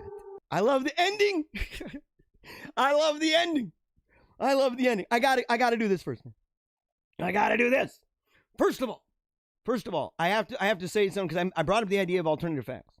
And Dylan in the corner says, I find it striking and strange that you would feel the way you do and believe the things you do about the meaning and value of alternative facts, but dispute the veracity of critical race theory and its derivatives and siblings in thought. Because, yeah, of course, because just because you can assemble multiple different facts in different ways and say these are competing models doesn't mean that that model or the worldviews that are derived from that model stand or fall on their own. I think they fall on their own presuppositions. And so their own assumptions. It's a worldview, which is why, by the way, Dylan is a really smart guy, a good friend. We're the kind of guys, man, we've had conversations in real life, many, right? Many. And sitting there going to town, you know, we have our debates, we have our agreements, we have our debates. We're very good friends. But the thing is when we talked about the idea of having him come on the show, which we planned to do, but we just haven't had anybody on yet. Nobody. And so it's a failing, in fact, of the show that we haven't had guests on the show yet. It's a bummer. And it's something that we have to prioritize and really work on. But the thing is that when we talked about it, he wanted to come on and talk about critical race theory. And he was saying, you know, and other things, like he said like you mentioned in the comment, by the way, like you mentioned in the comment, saying the veracity of critical race theory and in parentheticals, he wrote, and its derivatives and siblings in thought. These things are all interconnected in a way that a worldview is. It's a system of interlocking things consequentially. That you say, well, if you believe this assumption and this assumption leads to that, then this right here seems to connect. It's like a train. You got a bunch of compartments that are put together. Right? You got your engine, you've got your caboose, you got the whole 9 yards, and you got a big train of wokeness going on over there. And that train of wokeness, I've called a cult, and I believe that it is cultic without a doubt. I don't think that's, to me, people can dispute it and they will provide their facts. That's perfectly fine. But at the end of the day, you can see the way that it affects people's minds and the way that they suppose it from the outset. And because they're supposing it from the outset and it's determining the way that they view the world, it's like the grid. It is the glasses that a group would wear. It's their presuppositions. It's their worldview. It's the lenses through which they view and interpret and understand all the other things that they are dealing with. It's the ultimate assumptions. And so the question is, how do you, without wanting to get too deep into this, how do you actually prove a ruling assumption, prove if that ruling assumption is any good? How do you prove, like, if that is your most ruling assumption, you start with that idea, that's the very beginning of your thoughts, and you say, well, this is where I begin. How do you prove that? How do you prove that? You prove it transcendentally. The impossibility of the contrary. And if you come to a conclusion that's different from what your assumption is when you started thinking, then your assumption when you started thinking is, crap. And you're going to have to change that. You're going to have to change that. I'm sorry for getting into all that, by the way. Yeah. Does this mean that you don't think that your belief in alternative facts constitutes a worldview? No, it does. It does. And it is competing worldviews. That's what I'm saying. And if someone said that, in my view, if someone said your worldview is cultic, I would say definitionally, yes. I'm not going to shy away because these worldviews, in that sense, they would be. In the realistic sense that these are the ultimate assumptions that we have, that we use for viewing the world, that we use for viewing reality, our assumptions of reality, our assumptions of ethics, our assumptions of purpose, our assumptions of time, our assumptions regarding language, all of these things, meaningfulness in general, the idea of the one and the many. And so you got to say, well, what are those ruling assumptions? What are those things? And how do you argue competing worldviews? How do you do that? Impossibility of the contrary. It's a transcendental argument. And Kantian, no, man, I'm not Kantian. I'm not Kantian on that. Yeah, so, okay, he says I'm painfully Kantian. No, not painfully Kantian. Just because you use certain words doesn't mean, look, I mean, people can use the same word and technically not mean the exact same thing with the use of that word, right, for example. People have accused me of being Aristotelian in that sense, of saying, well, the impossibility of the contrary. The idea of logic. How do you prove the principle of non-contradiction? How do you prove that? You have to assume it, right? So, okay. So I'm sorry for getting a little bit deep on that, by the way, and a little flighty too. I mean, it's wasn't planned to be talked about at all. I'm just kind of throwing stuff out there, and I want to talk about this stuff here because I got to remind everybody, just so that everybody knows. Yeah, no, and by the way, no, he did not. He does talk about the transcendental argument, but he doesn't talk about it in the same way that I do. He talks even about the impossibility of the contrary. But, and people can say, okay, they can say the idea of the impossibility of the contrary has been understood and believed by people in different ways, and how that plays itself out. There's a guy, I don't agree with him on religion. I don't agree with him on that. He's Eastern Orthodox, but his treatment of this, he had a really good debate with a professor that teaches, I believe, epistemology. I forget. A high-profile school, high-profile debater, too. Ended up debating him about the idea with Aristotle and Kant and everything else. And I think his name's Jay Dyer. He did a really good job with that, He's a friend of mine, man. And so, yeah, we have major disagreements. Yeah, he's not a big fan of Catholicism. And by not a big fan, I mean he's, always going against it and stuff. But he's one of those guys that in a culture war like our own, I'm kind of glad that he's on our side on a lot of these other issues. And so, and beyond all of that he's somebody that I actually consider a friend. And so, oh boy, let's see here. Yeah, okay, so just a reminder to everybody, and we can talk about worldviews. I'll go into that a little bit more later. We can talk about that a little bit more. And how do you debate? What does it mean by impossibility of the contrary? Because I know that there are some people who might be like, what is he even talking about? He used epistemology, and he was talking about transcendental arguments and impossibility of the contrary. What the heck, man? It's like, it's Greek to me, right? I mean, but yeah, okay. And so the thing is we can talk about that. In fact, I may do a video specifically about apologetics. I've got a couple of them. That are available on my website at Paleocrat. And so you can find those about apologetics, which is arguing in defense of the faith or in defense of an institution or a policy. There's a number of things. You're a shogun, and I'm a little bit of a shogun. All right, remember, BBC.com, BBC.com. Thank you very much, by the way, BBC, because in September of 2016, you put together a really great article. They did. We have to thank the BBC. We have to thank them, and you should share it all over. Say, BBC... BBC writes article that confirms. Maybe confirm. We got to think of another word. We got because you don't want to get banned for it.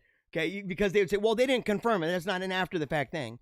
But lays the groundwork for understanding that the 2020 election was major time rigged.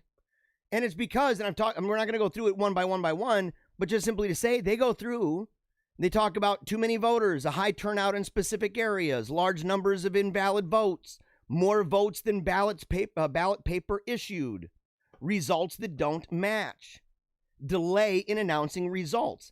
This was done to talk about fraud that's being done and how to see vote rigging going on in Africa. I don't think that they anticipated that people would say, okay, well, let's go down the line. Let's go through the check mark. So make sure, if you haven't read that, make sure you have it. Make sure you share it. If people go, well, that's not true, you just got to know right there. And you can line it up. If you follow the show, you know how our current situation matches up in each and every one of those individual examples. Each and every one. We did not miss a mark. We didn't miss a single one. And every day, each one of those signs get worse and worse and worse and worse. And that is why the narrative is changing on the left. That's why. Now, this right here, I know that Ben Wetmore, I know it's an important thing. 109 Michigan ballots were sent to an insane asylum. One apparently voted. I don't think that necessarily matters. I mean, you don't want to send ballots to an insane asylum, right? That's not how that works. And if one did vote, you'd be like, that's kind of a problem. But that's not a make or break thing. I don't want to get distracted on that stuff. Not when you've got stuff like this. Trump attorney Lin Wood says Chinese communists used computer fraud and mail ballot fraud to interfere with our national election. Yeah. Trump campaign attorney Lin Wood has been on quite a tear lately. This is over, of course. This is Jim Hoft over at Gateway Pundit. And if you're not following Gateway Pundit, you got to do it. Let them know we're sharing their stuff, by the way. We do this. So Lin Wood, it's lawyer Lucian Lincoln Lin Wood Jr. joined Howie Carr to discuss his voter fraud work for the Trump campaign in Georgia. He said that there's going to be many other people, including the military-industrial complex and the media, that may go to jail for decades for plotting against the country. And now tonight, Lin Wood blamed the China communists for the interference in the election.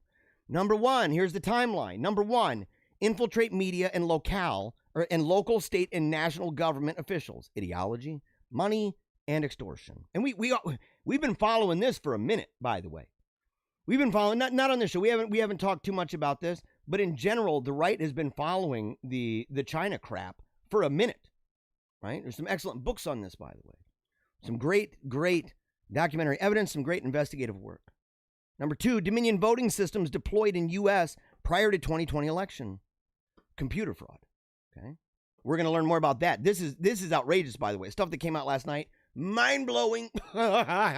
Mind-blowing. It's like, dude, more and more and more and more and more. Unleashed biological weapon COVID-19 mail ballot fraud. Because these things have to work together. And that's why nobody's even believing it anymore. When individuals in these contested areas are saying, oh, everybody, we got to go back inside. Hurry up and go back inside. And they did this right after each and every one of these people went out in public without a mask. Without a mask. Consider the mayor of Chicago. That lady's pretty hit, man. She's looking like a, deranged Muppet. But the thing is you listen to what she says, and she's like, you got to get rid of your traditional Thanksgiving holiday. There ain't none of this. You aren't going to have people over to your house. You ain't going to other people's houses because we have to stop the spread. And lo and behold, you go and you look and you say, wait a second. Aren't you the broad that was out in the street without a mask, sitting there, blah, blah, blah, blah, blah, on a megaphone? Just 2 days ago? You don't care. You sack of crap. You don't care. It's a tool. It has become obvious that this is being used as a tool. They're doing it all over the place, and conveniently, always in the highly contested states. Next thing you know, what do they do in Washington, D.C.? They had these huge rallies. All these Biden people outside. Yay, Biden, woo, outside the White House. And then what ends up happening? It doesn't take long. Before the mayor realizes, oh my gosh, I think that you got the Proud Boys, you got my boys, you got the Proud Boys, you've got all these other organizations and groups, and they're all going to be descending onto Washington, D.C. for a massive rally tomorrow. So what do? We're on lockdown. If you come here, you need to, get tested, and you got to wait for 2 weeks. And they're trying everything, and you go, it's a tool, bro. It's a tool, bro. Again, the convenience factor of all of this crap. People are smart enough. They're intuitive. People are intuitive. They can look at this and say, why is it? Why is it that the way that this always plays out is so stinking predictable? And why is it so partisan? Why?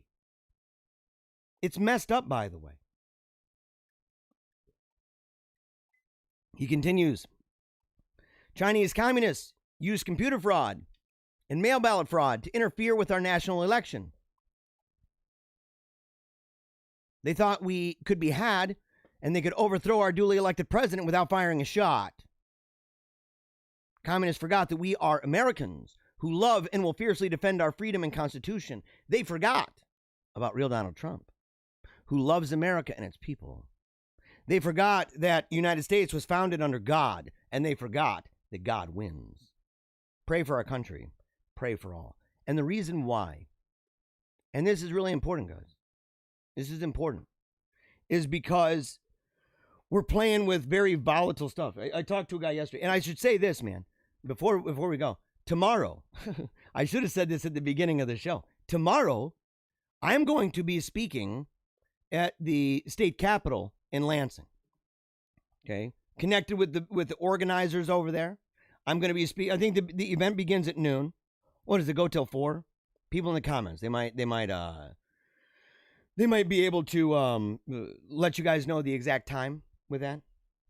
And so I believe that it begins at 12. I'm going to be there early. Going to be up on the stage. Going to have my lanyard or whatever. Going to have that. Trying to connect with a lot of people, trying to reach out to them and let them know if they're not familiar with the show, to let them know who you guys are. Greatest listeners on earth. Just the way it is. The best listeners, the best audience on the planet. It's true.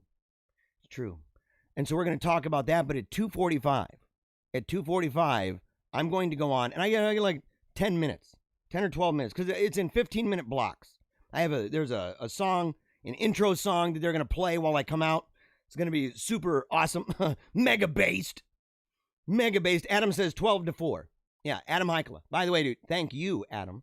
You are the mega connector, dude. You're the mega connector.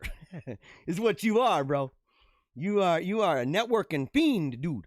You're a big time guy. I love talking to you, man. Really glad we're becoming friends and working really hard on some projects. We got some ideas that are going to be a lot of fun. I think we'll do a good job.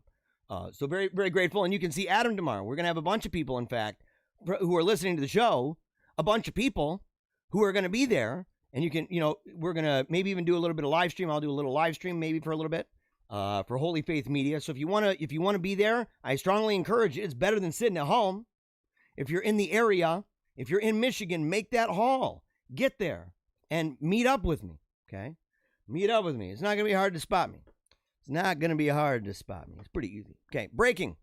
Project Veritas, USPS whistleblower in Philly suburb details orders to stop delivering Trump and Republican mailings. So again, bit by bit, you can see, and it always plays in one direction. Always does. You say, well, why is it that over and over and over, the whistleblowers, when they talk about it, why is it a Biden van out back at the precinct, at the polling station, where when watchers went out to try to record, a bunch of the people are standing in front trying to block the van? I mean, isn't that just glaringly obvious that there's some shenanigans going on? And if you don't believe that's possible, why don't you go back? And see the episode that we did where we talked, it was day before the election, where we showed the fact that there was a one of the DNC chapters in the country. They held an event where supposedly Kamala Harris was going to show up. And oh yeah, Kamala Harris did show up all right, except it wasn't Kamala Harris. And the person recording totally saw it and said, wait a second, you're not Kamala Harris. And when that happened, that person turned their face, got away. You can pause it and you're like, oh, dude, that's not even close. And the people who were the Secret Service, the Secret Service officers, dude, they were not Secret Service. They were not Secret Service at all. They were booking. They're like, and they're turning around. Oh no. And they're skedaddling out of town. And all these people, yay, it's really you. Nobody even said, wait a second, this is a lookalike. Hey, everybody, it's Kamala Harris. Oh, my gosh, look at you. Ah! No, it's not. But the kind of people, and in the video, it's really telling. Because you have individuals who are sitting there, and they're standing next to Kamala. And when they're called out, they don't know what to say. It's a very uncomfortable moment. And they're like, and they just keep going. And they smile and they nod. Yeah, yeah, And they nod. And then they get away, turn the face. Let's go walk away from this person. Yeah, and doing the whole thing. If you think that those people aren't the same kind of people who wouldn't mind going behind a precinct, going behind where you're going to go vote and sit in a van and scribble in little dots, you're not thinking very good. And we already know they're scribbling in little dots. And we know some of those little dots are causing problems. Here's another problem. And by the way, if you see these articles, go and read them. If you say, that one right there sounds really good, I need to go see this article. You got to go. You got to go. Because these are all good. I'm equipping you. It's what it is. I'm equipping you. And we'll talk about why in a moment. Breaking: outsiders with USBs and V cards were allowed in Pennsylvania counting areas with no observer present. Man. With no observer present. That sounds good. Yeah, outsiders with USBs and V cards. That's no big deal. You're in the counting area. There's no observers. It's okay. I trust you. You're good. No, you are not good. You are not good, man. An IT specialist reached out to Gateway Pundit. And so, look, these aren't just anymore. These are not just individuals who are like the observers, because they, there will be people who say, well, look, these people are partisan. These are Republican observers. That's what they are. Now, they're there to observe. That's their job. So that's what they're there to do. But people can still say, wait a second, man. They're just, that's what they say they saw. But now we're dealing with IT specialists. Reached out to Gateway Pundit and provided more evidence regarding the weak and non-existent system controls in place in the Dominion voting machines and applications. These machines never should have been used in a presidential election. Never. Yeah. One of many IT heroes uncovers damning evidence regarding potential for fraud with Dominion voting machines. Totally true. Here's Ron. We talked about him yesterday. Code Monkey Z. You got to follow that guy. He's on the ball. After reviewing the Dominion voting system user manual, it seems the local IT guy who services the machines is theoretically the ultimate political gatekeeper. He has absolute power to decide elections. It's stunning. And we broke it down. We broke it down to say exactly why. We talked about it yesterday. We went down each and every detail. Unbelievable. And this is, of course, this is in an affidavit. Also in Delaware County, an observer in the county office where mail-in ballots were counted witnessed a delivery on November 5th of V cards or USB drives in a plastic bag with no seal and no accompanying paper ballots. The V cards or USB drives were taken to the back counting room where observers' access was limited. There was no opportunity to observe what happened to the V cards or the USB drives in the back counting room. This is hilarious. Now here's the voting. Here's the breakdown. I don't even have to go through this. You need to here, let's see if we can scooch this bugger over. I don't know what device you're on, man. Take a screenshot of that bugger. Or go to the website about USBs, V cards, Gateway Pundit. Go to the website. Look at this. It's remarkable, the breakdown of how this happens. People have gone through the user guides. They've gone through the user guides. We know now. This diagram shows that there are laptops or workstations on site that some of the workers can access after the ballot images are scanned in. Our expert states that he kept thinking about the USB drives in the lawsuit and immediately noticed this is where election data, forged and fake images, could be inserted. There's an audit report that talks about it. Yeah. Vote stealing software could easily be constructed that looks for undervotes on the ballot and marks those unvoted spaces for the candidate of the hacker's choice. If fraudulent software were installed, it could change all the votes of any voter who selected this option because the voting machine software would know in advance of printing that the voter had waived the opportunity to inspect the printed ballot. It was ripe for fraud, and that's the point. People say, well, you're still not evidence. Do you have evidence that it did that thing? And you say, dude, you have evidence. This is evidence that the environment is completely ripe for it. Completely. This is the most unsecure thing, which really goes to undercut YouTube and Facebook and all these places that talk about a robust election security that makes sure that we can trust all the stuff. We can trust it. We can trust CNN. We can trust New York Times. We can trust the gatekeepers and the fact checkers. I don't think so. I don't think so, son. Special thanks to New York Times for accidentally providing the data that will bring down Biden and crack the biggest vote fraud in history. And I think what it was this. The author claimed that the data from these Dominion voting machines is from Edison Research, so that's how they got this. And it's the same data that is used for election coverage by at least ABC News, CBS News, CNN, and NBC. It's also used for the website of New York Times.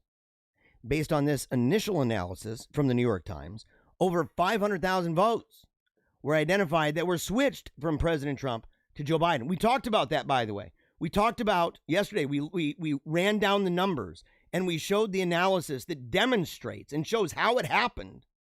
In fact, made it simplistically beautiful. It was a beautiful model. In addition to this, hundreds of thousands of Trump voters were also deleted.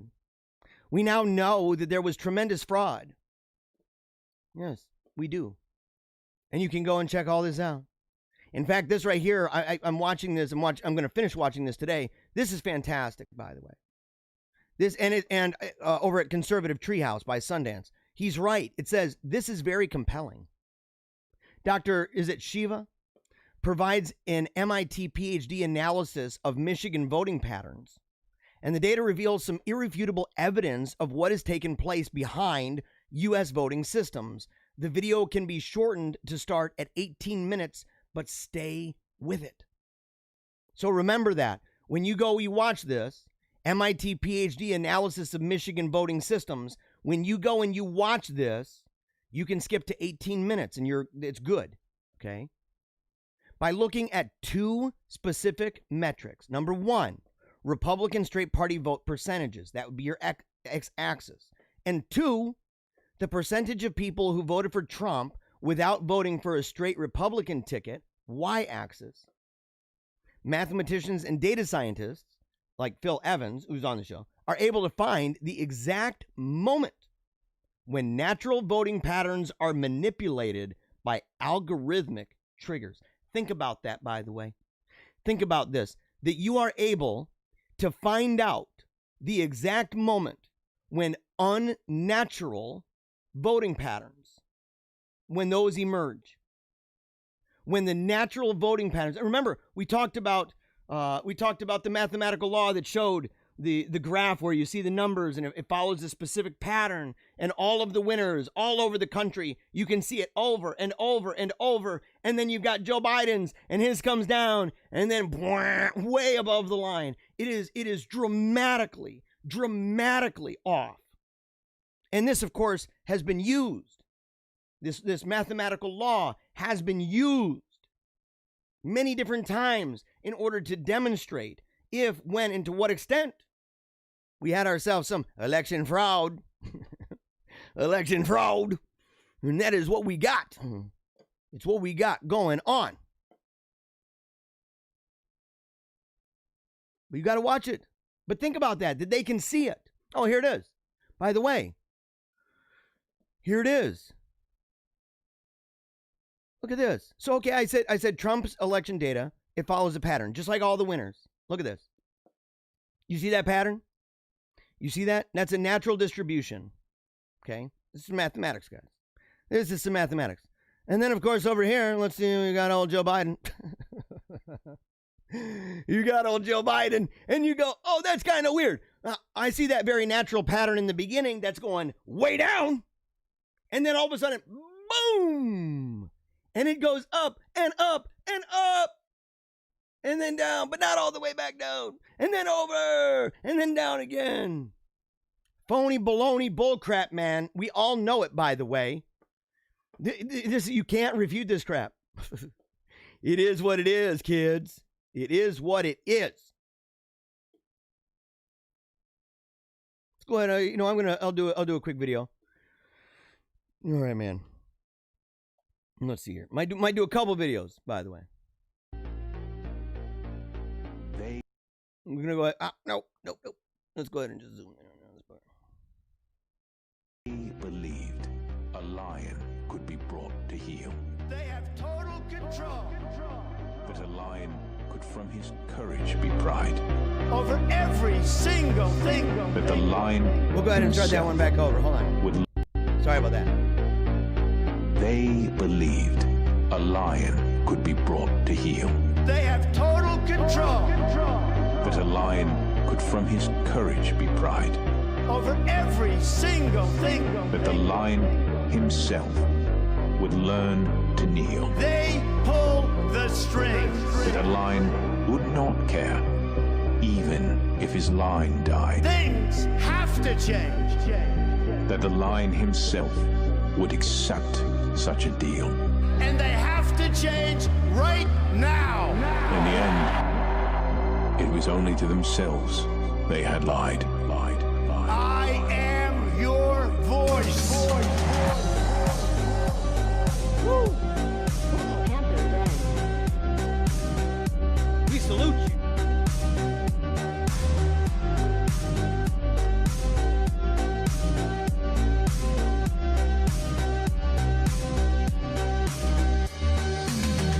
Do not back down.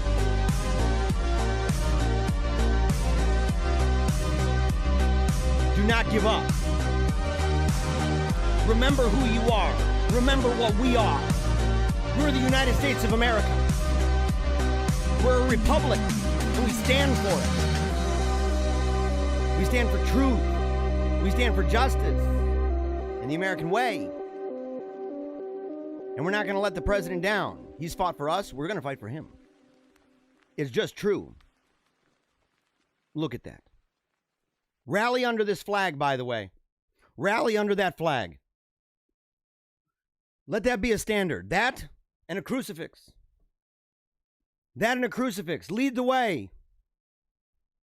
It's a republic, and we have to defend it. It's a republic if we can keep it. And to keep it, we've been lazy, guys. Look at the history of the world. We've been lazy. We got rich. We got fat. We got lazy. We got sinful. And it's coming back to bite us. It's coming back to haunt us. And we're watching as wickedness is completely taking over. It took a strong man, by the way. It took a gray champion, by the way. A gray champion to stand up in the breach. I've called him before an icebreaker. And I said it's going to take something, and somebody. A figure with a kind of personality type that is totally rough around the edges, no doubt about it. Totally rough. A rough and tumble. A Wild West kind of guy that is going to break through that sheet of ice that is trying to keep the ships from making their way across the ocean and bringing the shipment of goods. And we've been blocked out by ice for a very long time. Layer upon layer upon layer, year after year, election after election. Uniparty candidate after uniparty candidate, war after war, job after job leaving this country, law after law cutting away at our religious freedom, one after another, our freedom to speak, our freedom to protest, our freedom to peaceably assemble, our freedom to worship, to go to church. Look at what has happened. We are seeing now the manifestation of the demon. We are seeing it, and it is howling at us. It is growling with fangs, venomous fangs that want to eat you alive. James says right here in the comments, do not go gentle into that good night. Rage against the dying of the light. Rage, rage, rage. And yes, we must. We must. I said before, that it's one of these things where you might be late to the game. And in fact, it's a typical thing. It's a typical thing. And I think there's a lesson that we can see from media theory, in fact. Because a lot of this comes down to media and what we've allowed to happen and the way that media has changed the way we think, even the social imaginaries, the ideas that we have about ourselves and about the world, what we accept and what we do not accept, what we believe and do not believe. Look at the havoc that has been done, the war that has been waged against truth, the war that has been waged against faith. Think about it. Go back. But there's a lesson from this. Marshall McLuhan, brilliant guy. Brilliant dude, media theorist, probably the greatest ever. He had a phrase, the medium is the message. And that can confuse a lot of people. They're like, what do you mean by that? And the idea, he boils it down, right? He boils it down to a couple things. He uses an example, and he says, mediums, like take a light bulb as an example. So you have a light bulb, and people, that doesn't even have content per se, right? There's no message per se in the light bulb. But yet the light bulb as a medium has dramatically changed the way that we think, the way that we behave, and the things that came from that. How late do we stay up? Our ability to read at night, to go outside and do different things, to go outside all night long if we wanted to. It dramatically changed things. We no longer needed the people with a lamp in front of the cars. I kind of miss that. I kind of wish I had, one of those guys in the front of the cars with a little lamp, going around at night. Blah, blah, blah, blah, blah. I'm going around. Not really. I'm grateful for that. But the medium itself had a dramatic impact. And now we talk about things that are a consequence of technology, that this technology, this medium, ends up resulting in a sequence of events, right? A chain reaction that you end up having more and more lights, the way that we can harness electricity. And now we're in a place where, what was it, 6 years ago, 7 years ago? I think it was Netflix. There was an internal memo that was talking about Netflix and the difficulties that they have. And they were saying that the thing is they said, well, we're winning, and our biggest competitor is sleep, and we're winning.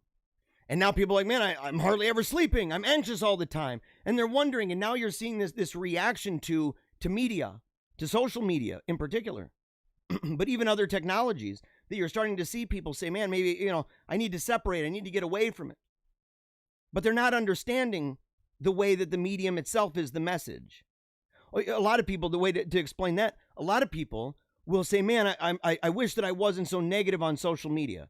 I wish that I wasn't posting negative things all the time. It's easy for me to get riled up. It's easy for me to start trolling people or to be trolled by people, to get wrapped up in comment sections for hours and hours of my day. And people resolve to say, well, I'm going to go ahead and I'm only going to post positive things. They're not understanding. Their heart's in the right place, but they're not understanding. And the way that they're not understanding is that the content in and of itself is simply the juicy meat that the medium, the burglar, the medium itself, social media, so the content, right, the words and a status update, all that is the juicy meat that is distracting the watchdog of your mind so that you're not really thinking it through. It's like, imagine a guy breaking into the house, a burglar, right, looking like a Hamburglar, and he's got himself the black and white striped outfit and stuff, and the kind of cool hat and everything, the Hamburglar, and he's coming in your house. And you got a watchdog, right? You got a watchdog that's nervous about, any kind of new thing or change. And that watchdog in your mind. And the Hamburglar comes in. And the Hamburglar's got himself a double quarter pounder. He's got a double quarter pounder of some status updates. A double quarter pounder of some memes. A double quarter pounder of some TikToks. He's got a double quarter pounder. And it's like, oh man, ooh, salivate. Your mind, that watchdog, is consumed. And it doesn't matter because over time, the medium itself, the Hamburglar, that whole time is having enough time and space to extend its reach and to infect so many things around you. This is true of any technologies. To go around you, and by the time you even realize that you have been looted, that your politics, that your economics, that your culture, and that your religion, your moral values, by the time you even realize what has happened, and you know when that is, because people will get mad and say, look at what it's done. How many years did it take? How many years did it take before people finally figured it out? And that's something they engage with all the time. Imagine if it was esoteric. Imagine if it was something that you can see, but it's all just simply a mirage. It's pageantry. It's theater that you're watching. And in fact, you commit to watching the theater through a television. You prefer it. In fact, you give up the typographical mind. You give up books. You give up printed newspapers. You give up magazines. And you just simply say, I don't need that anymore. I'm going to watch it through the medium of a visual medium. And I can't bust too much on that. This is a visual medium. But it's a visual medium that, number one, talks about the dangers of exactly what this is. This is not this isn't a free lunch, man. It's not a free lunch. And we talk about the importance of the typographical mind, especially when it comes to important things like, for example, politics, religion, and culture. Read a book. Pick up a book. Don't just simply all the time get your news and your views from a medium that by itself has a certain preference and prejudice regarding its language, regarding the content and the symbols. Sensationalism. Remember when people first started thinking like, man, clickbait. That's the way it works. It's the way it works for the same reason that the news is not going to have anything on the news that says, we're going to go interview this person, Joe Schmo, over on Wilburn Street. Your house wasn't nobody broke into your house today. Nope, nobody broke in. All my silverware is still there. Who cares, man? Nobody's going to care about that. But if your house was on fire, all of a sudden, they're going to really want to see that. Why? Spectacle. Sensation. On multiple levels, by the way, the word sensation. On multiple levels, the word spectacle. And so if that's the medium that we're going to use, and we get all of our politics from this medium, and we don't stretch ourselves to get a bunch of books. I have books behind me. I've read most of them. To sit there and say, read, man, read. Go back to the people on the printed page. Go back. Press escape. Go back. Because we're at a place where just as media has done this, we're now seeing that the political machine itself has done this. Because it's coming to us now. It's committed to the paradigm. It's committed to the paradigm of the medium. The medium that is visual. The medium specifically of television. Television won. Even though television right now, people can say, well, television's losing. Say, no, it's not. No, it's not, because you're seeing an extension of television by even what you're doing right now. Do you think in a way you're not watching TV right now? Do you think you're not watching television? Do you think I don't have a TV show? What do you think this is, man? It's not a podcast.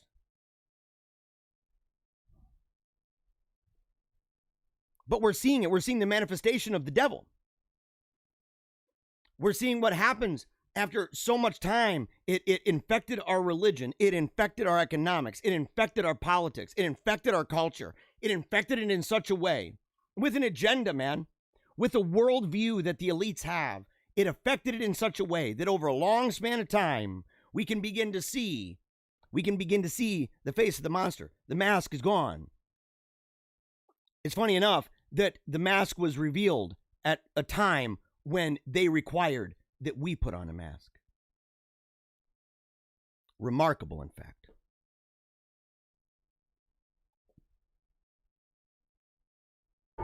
That all changes starting right here and No, I don't. If I play that, I'm gonna definitely get a copyright strike. I know what that song is. We're moving on. All right. General Flynn retweets updates showing President Trump is still on track to crush Biden in electoral college votes. You can see that, the breakdown here. It's a lot of information. I'm not going to go through each and every one, but if you want to see how this is broken down, if you want to see this, and you want to see how this works, you're going to have to do it. This is following Raiklen, a true American patriot and digital soldier. He's working to make sense out of this disastrous fraud of an election. And the way that it breaks down is right there. Big wins today for Trump in Pennsylvania lawsuit, Michigan audit, Georgia hand recount begins tomorrow through 18 November.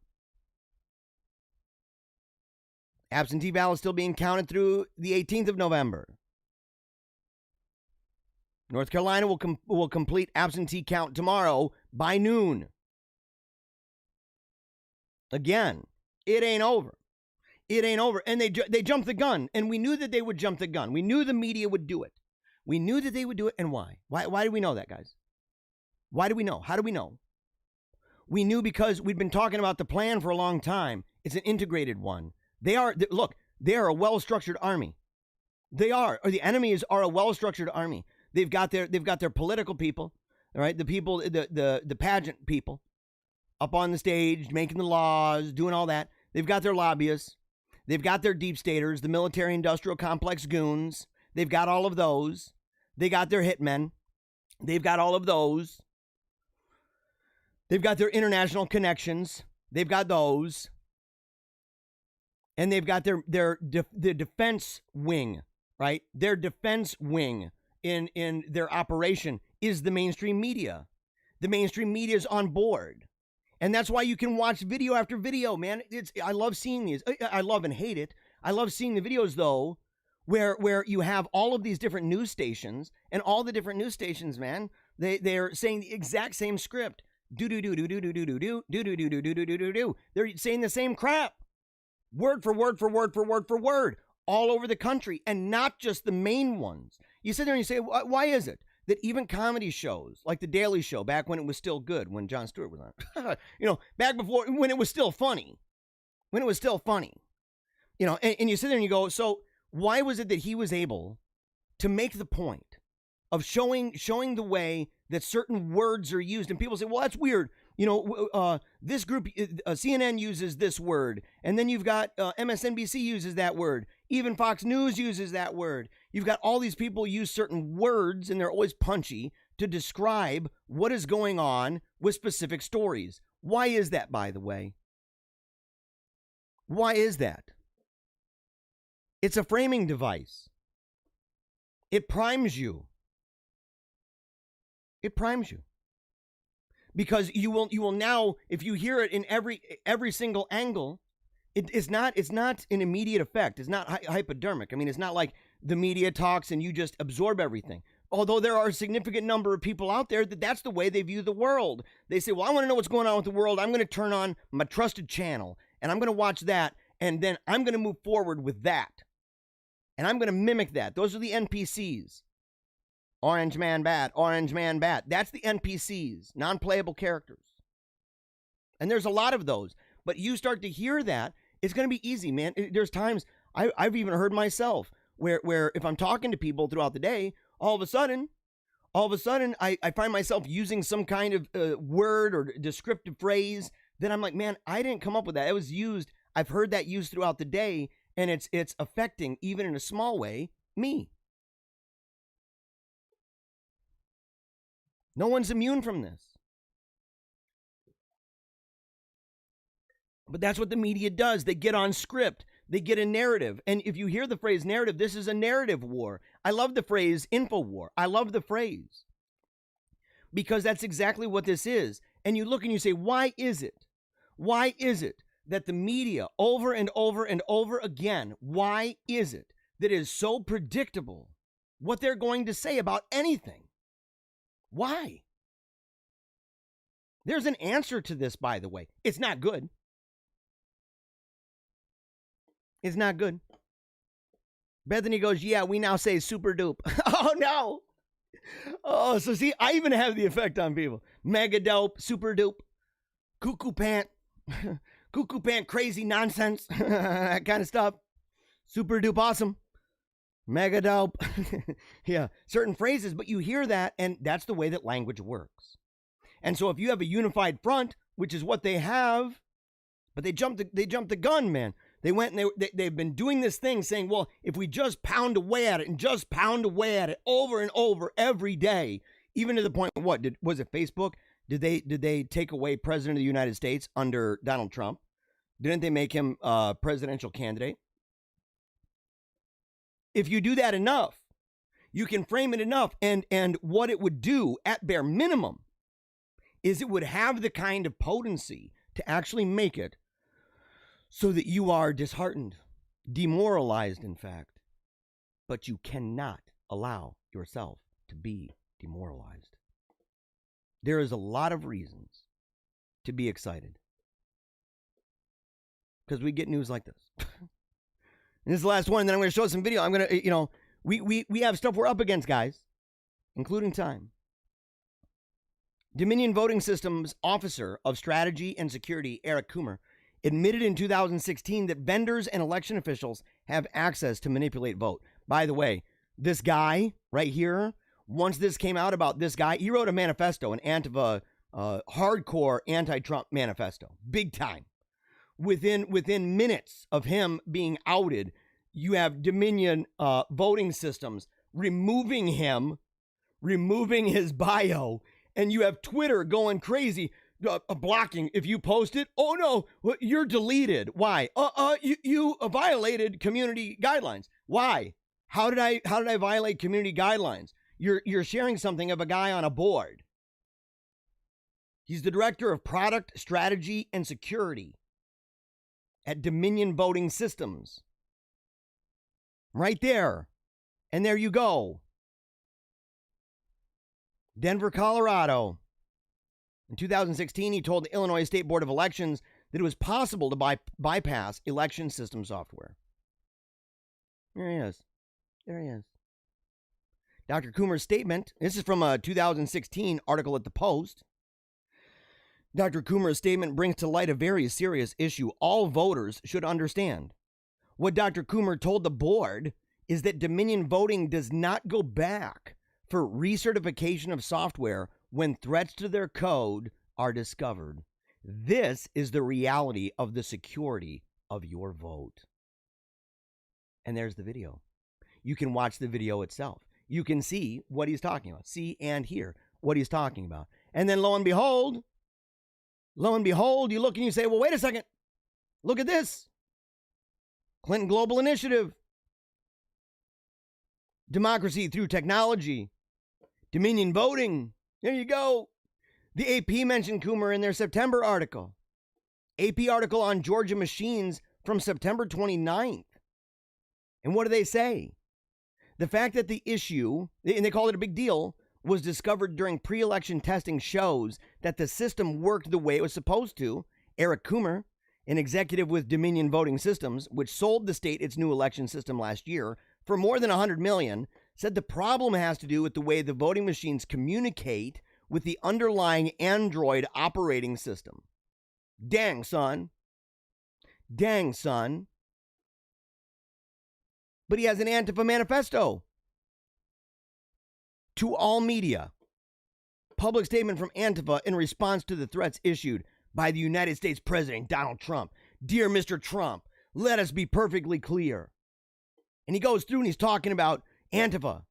He's like, we're not an organization. We're an idea. Yeah, it's funny because it was a honey trap used to lure a bunch of these Antifa folks, right? And they're using certain technology. And they don't get it either, right? They by the time they complain, it's too late again. They're like, oh crap, our brains weren't up to pace with tech. That's just real, by the way. That's just real. We're like, we're like gorillas playing with cell phones. It's true, which is why you got a lot of you have a lot of those selfies going on. You have a lot of TikToking going on. And then you've got weirdos like Oliver Walters Clift. Love is love. Dude, yeah, so you're down with like baby love and stuff, dude? Are you down with that, Oliver? In the comment section? Love is love. Or are you going to put an asterisk on that? Because the moment you put an asterisk on that and say, well, that doesn't count, is the moment that you lose. And that right there is nothing more than bumper sticker crap. Gender is fluid. Oh, yeah, that's really neat. So why do so many trannies end up being either boy or girl? Why do they do that? And if it's fluid, is there an infinite amount of that? And who are you to determine, for example, what would qualify as acceptable and what does not qualify as acceptable? Mask work. Yeah, that's the thing. You're very anti-scientific about that, but I understand because by the sound of it, you're a total cult member. So I am unsurprised, by the way. And it used to be that they work and think of this, even the probability that use any kind of cloth. Just put a cloth on your mouth. It's going to work. It's going to work. You say, well, where are the large studies done on that? Oh, some of those things have actually been censored, and they haven't wanted to publish those things. I wonder why. Wonder why about that. And why is it, by the way, if you believe that kind of crap, why is it that you sit there and I bet you're the kind of person that when Fauci was talking about masks, because he does now, and you should be wearing a mask, maybe even some goggles. Are you wearing goggles, dude? Are you wearing those? Because that's what they talk about. I mean, that's what doctors and nurses are doing now. They're wearing goggles and stuff like that. Are you doing that? Or are you the person that says, well, I'm going to believe what they say right now, not what they said at the beginning or even months later, where they said that they really don't work because they admitted later that the reason that they lied, it was for a good cause. It was for a good cause. It does work. All studies show. Again, that is totally fake news, dude. We've talked about that actually on this show multiple times. You can go back. I'm not going to waste too much time on that. We've gone deep dive, dude. Not a little bit. We don't play footsies and patty cake with weirdos. Let's put it that way. So, I mean, you want to come in and try to do the Mr. Potato Head crap with me. I'm like, I don't play that, bro. I don't play that. Again, you're probably one of those guys, and I hate to say this to people. I don't like to make a lot of assumptions. But the truth is, when you come in and you're doing the NPC thing, right? When you do that and you are doing the orange man bad masks always work, gender is fluid, love is love, no person is illegal, there's no fake news, and you do that kind of crap, right? Then it's probably pretty sure that you're into like, the baby murder stuff too. And so I don't really have a reason to engage too much with NPCs. But look, if you want to have your buddies come in, oh, Black Lives Matter. Again, dude, you are a very predictable puppet. And everybody, this is actually an example. We will always trust the CDC. Biden won, love won. Matt, these people in the comments who do this, and by the way, just to signify that he is, that I'm quoting him, I'll go through. His name is Oliver Walters Clift. Biden won, love won, one. Okay. BLM, another one. All in caps. We will always trust CDC. Another one. It does work. All studies show mask saves lives. Masks work. Another one. Gender is fluid. Another one. Love is love. Again. NPCs. These are non-playable characters. These are individuals. He's probably really close to the hypodermic needle concept. That when he hears something, I will always trust what the CDC says, even if it changes its mind. Even if it changes its mind, right? Even if it changes its mind. And they have a cop-out for that, too. They have a cop-out for that. Anytime that because there's always an escape hatch with these people, right? Because they have to live this way. I mean, and it's actually a stunning thing. It's a big testament to the Lord that people who are NPCs, that they can still survive and thrive, right? They're not just driving on the wrong side of the road all the time, right? I mean, maybe their ideas are that way, but there's something deep down inside. I think it's that suppressed conscience. I think that's what it is. That it's seared and it's suppressed, because as we know from the Bible, these people know, but they suppress the truth, and they do it for a lie. And so, not bothered by that. Not bothered by that. But you got to know. So this guy, okay, we know what's going on with Dominion, and here's where we are. And this, we'll wrap it up here in a second. This is the last one. If you look, I've said that we can kind of predict where we are, and that you can see where things are going. And here's how it goes, right? Originally, blue wave.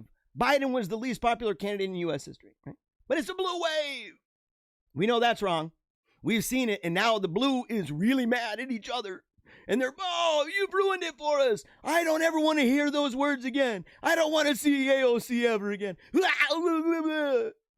And they're really struggling because they're balkanized. They're like these tribes that hate each other. We're a big tent of really, highly competitive tribes that don't have any social cohesion because we have no shared sense of value because we bought into the cult of wokeness with diversity and multiculturalism, but we can unite in hate, and we can do so with grotesque amounts of cognitive dissonance that says that my hate is actually love. I know weirdos like that, man. I know weirdos like that. It's really rough. So then the next one. So what if Biden's getting decimated in every single state by historic margins? Then the next one. So what if hundreds of thousands of fake ballots appear in the middle of the night? Then the next one. There is no voter fraud. Then the next one. Okay, there's overwhelming evidence of fraud in a couple cities, but it's not widespread. That's the next one. Okay, there's indisputable evidence of, widespread fraud. But even if the election was clearly stolen through fraud, Trump should concede. Then now, so what if investigations and sworn affidavits confirm the election was rigged and fraudulent? Who cares? The people decided. Think of the stupidity in all of that, by the way. Think of what kind of brain would actually have to process that to make sense of it, and then to go around and talk about it on social media and say, hey, everybody, look at me. I'm the village idiot. It's amazing. It's stunning, actually. It's stunning. And the next one's going to be the Supreme Court. And they're going to worry about that. They are really worried. And more people are worried about it. And they're going, oh my gosh, he rigged it. He's stacking the deck. And you knew it was coming because we are a republic. We are a republic with a constitution and a separation of powers, and we have an electoral college. Good luck, folks. As I said before, see you in court, cutie pie. Mwah. See you in court. Now look, we're dealing with some real winners, man. We are dealing with some real winners, and we've got to deal with them in the right way.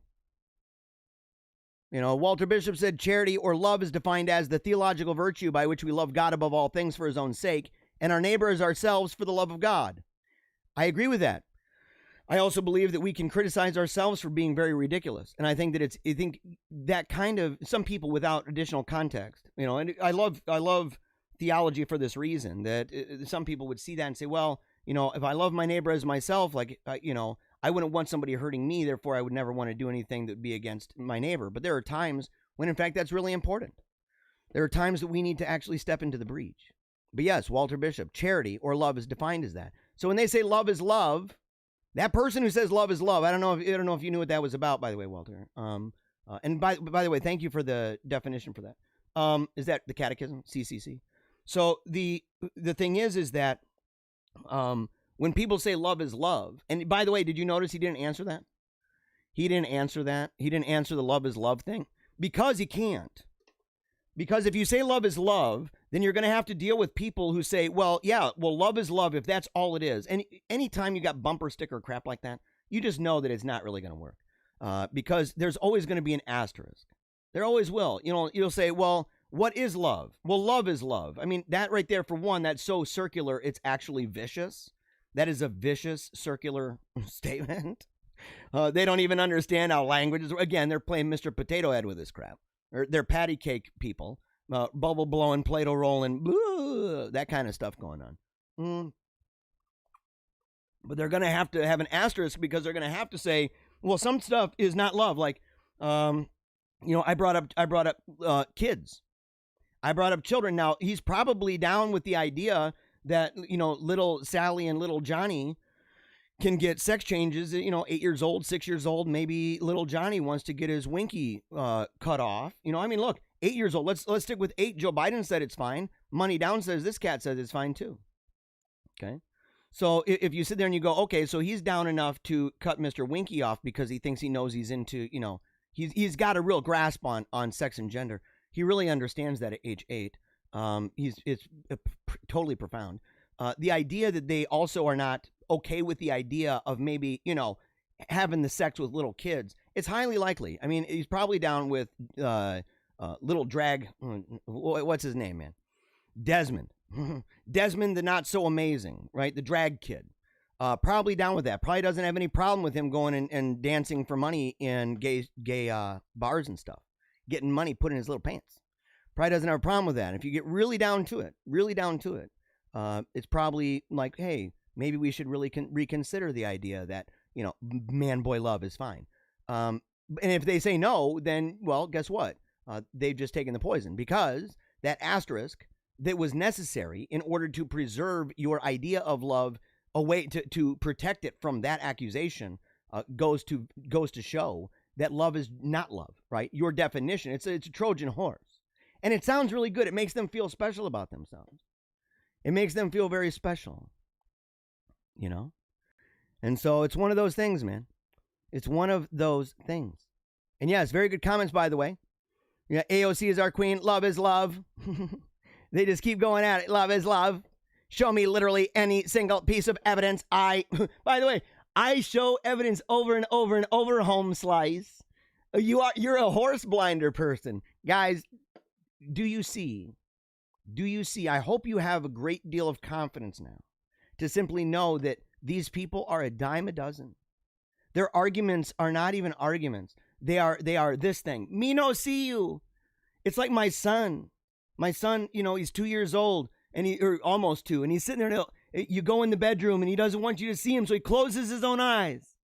That's what this is. You don't see me if I close my eyes, because they're solipsis. Reality is in their brain.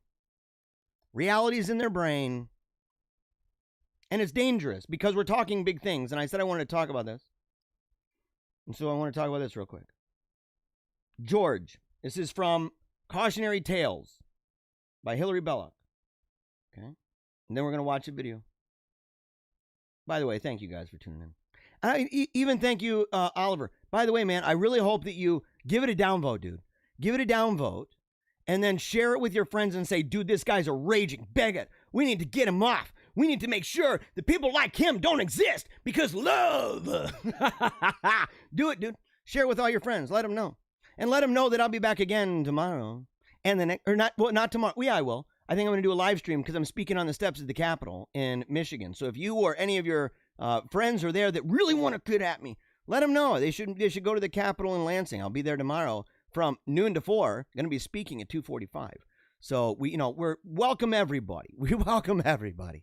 It's really good times, man. It's going to be a blast. But make sure you share it, man. Get it far and wide. Go on Twitter. Go on Facebook. Do anything you can. Tag people. Mention people. We got to take Paleocrat down. You got to do it, man. And tell them to give me those downvotes. And a lot of comments, dude. Tell them to just go to town. Because you've done really well, man. You've actually helped me. You don't even realize it. You've helped me in the algorithm. Thank you very much, man. I appreciate it, Home Slice. But George, who played with a dangerous toy and suffered a catastrophe of considerable dimensions. And here's the picture, guys. Okay. There's George. Look at that guy. Look at George, man.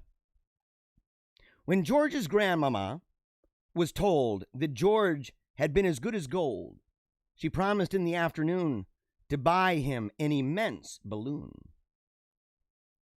And so she did. But when it came, it got into the candle flame, and being of a dangerous sort, exploded with a loud report. The lights went out, the windows broke, the room was filled with reeking smoke, and in the darkness shrieks and yells were mingled with electric bells, and falling masonry and groans, and crunching as of broken bones, and dreadful shrieks, when worst of all, the house itself began to fall. It tottered, shuddering to and fro. then crashed into the street below, which happened to be Savile Row. When help arrived among the dead were Cousin Mary, little Fred, the footman, both of them, the groom, the man that cleaned the billiard room, the chaplain and the still-room maid, and I am dreadfully afraid that Monsieur Champignon, the chef, will now be permanently deaf.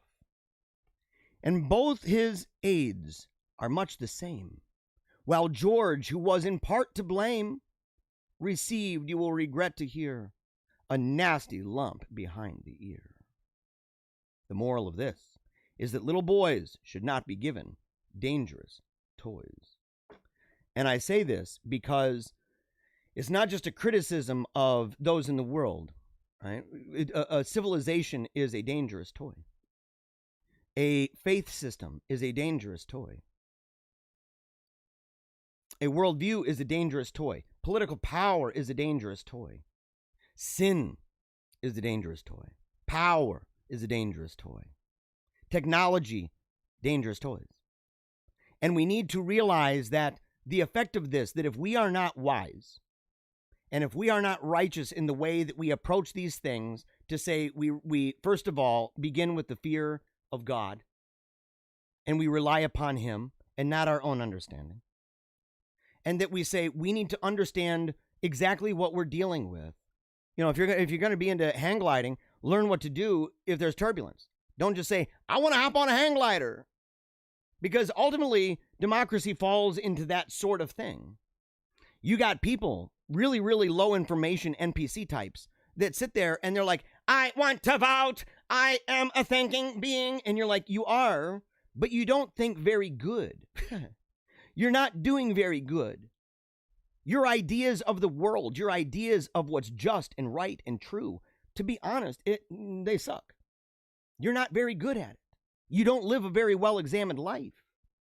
And your idea of what's possible in the world, and this is where we're going to go, and this is what I want to do. If I take this idea and I smash them together, you don't realize the lack of realism in your utopian scheme, which inevitably, as with all utopian schemes, ends up being dystopian, dreadfully authoritarian. And one of the authoritarian things is that they redefine things in such a way that they say, you know, love is love, and they can say that as they go and they hate and they hate and they hate and they hate and they hate. They can call something marriage when it's definitely not. They can call little boys girls and little girls boys. They can say that women have wieners, that men have vaginas, that men can get pregnant. These people are completely unmoored. We cannot live this way. And there's people on the right, man. There are people just purely reactionary. They don't think. They don't think. And they don't know how to cope. They don't know how to cope. And you sit there and you say, well, Jeremiah, why is it? Why is it that you know, how did you learn to cope with this? This is how. I don't know if you've read this yet. To live and die beneath the waves. These are lessons that I learned from the sea. These are lessons that I learned from life and from that little girl, that picture right there. I hope one day that picture of our daughter, that was about an hour before I carried her body out of the bedroom in rigor mortis, and I carried her to a hearse in the street. These were very, very painful waves. The entire thing with childhood cancer was extremely hard. But it was one of those things that you are on battle ready right away. And you have to treat your life becomes this, that you say, this is what it is about right now. But it's not just about the cancer, because as you can see in the picture, I have a wife. I have 3 kids along with her. And I had to be there for them too. I had to be there. I want to say this to you. The ocean is the perfect memento mori. Each crested wave a burst of life, each collapse of whirlpooled water a stark, sudden end. When the surface stills, only a graveyard can match such a foreboding peace. Dune Verkanen, author of Cerberus Slept. And I wrote this. So much of my life has been consumed by ruminations regarding death and destruction, even despair. The devil on my shoulder chalks this up as my having been born a boy. But he's a dirty little liar, and I'm greater than the sum of my confirmation biases. After all, Hades hungers for men and women alike, and I've known my fair share of freakishly macabre females. That's true, by the way, guys. We know it. We know it. He isn't entirely wrong, though, as my fear and fascination of death probably began before I cut my teeth, while sobbing and suckling at my mother's breast, well before even the development of an anal retentiveness that plopped me diaper deep in the ER with a herniated belly button. But barring the whole who, what, where, when, and why of how it all began, this much can be said as a matter of fact. The majority of my days have been devoted to a dialogue and a Dionysian dance with death. Don't get me wrong. It wasn't all doom and gloom. There were kairos moments, transcendent through and through, and curiously enough, most of them took place near beautiful bodies of water. Like of Jacob's return to Bethel, revisiting that sacred place where angels traversed a ladder spanning the space between heaven and earth, I made pilgrimages of my own, mental and in memoriam, seeking to retrace where I was while being who I've been. I recall standing near a rail at Seattle's Elliott Bay, where I first observed the power and majesty of the Pacific. The rhythmic back and forth of container and supply ships was dreadfully delightful, even hypnotic, as the boats swayed from port to starboard like a mother rocking her baby back to sleep. I remember my stroll on the boardwalk.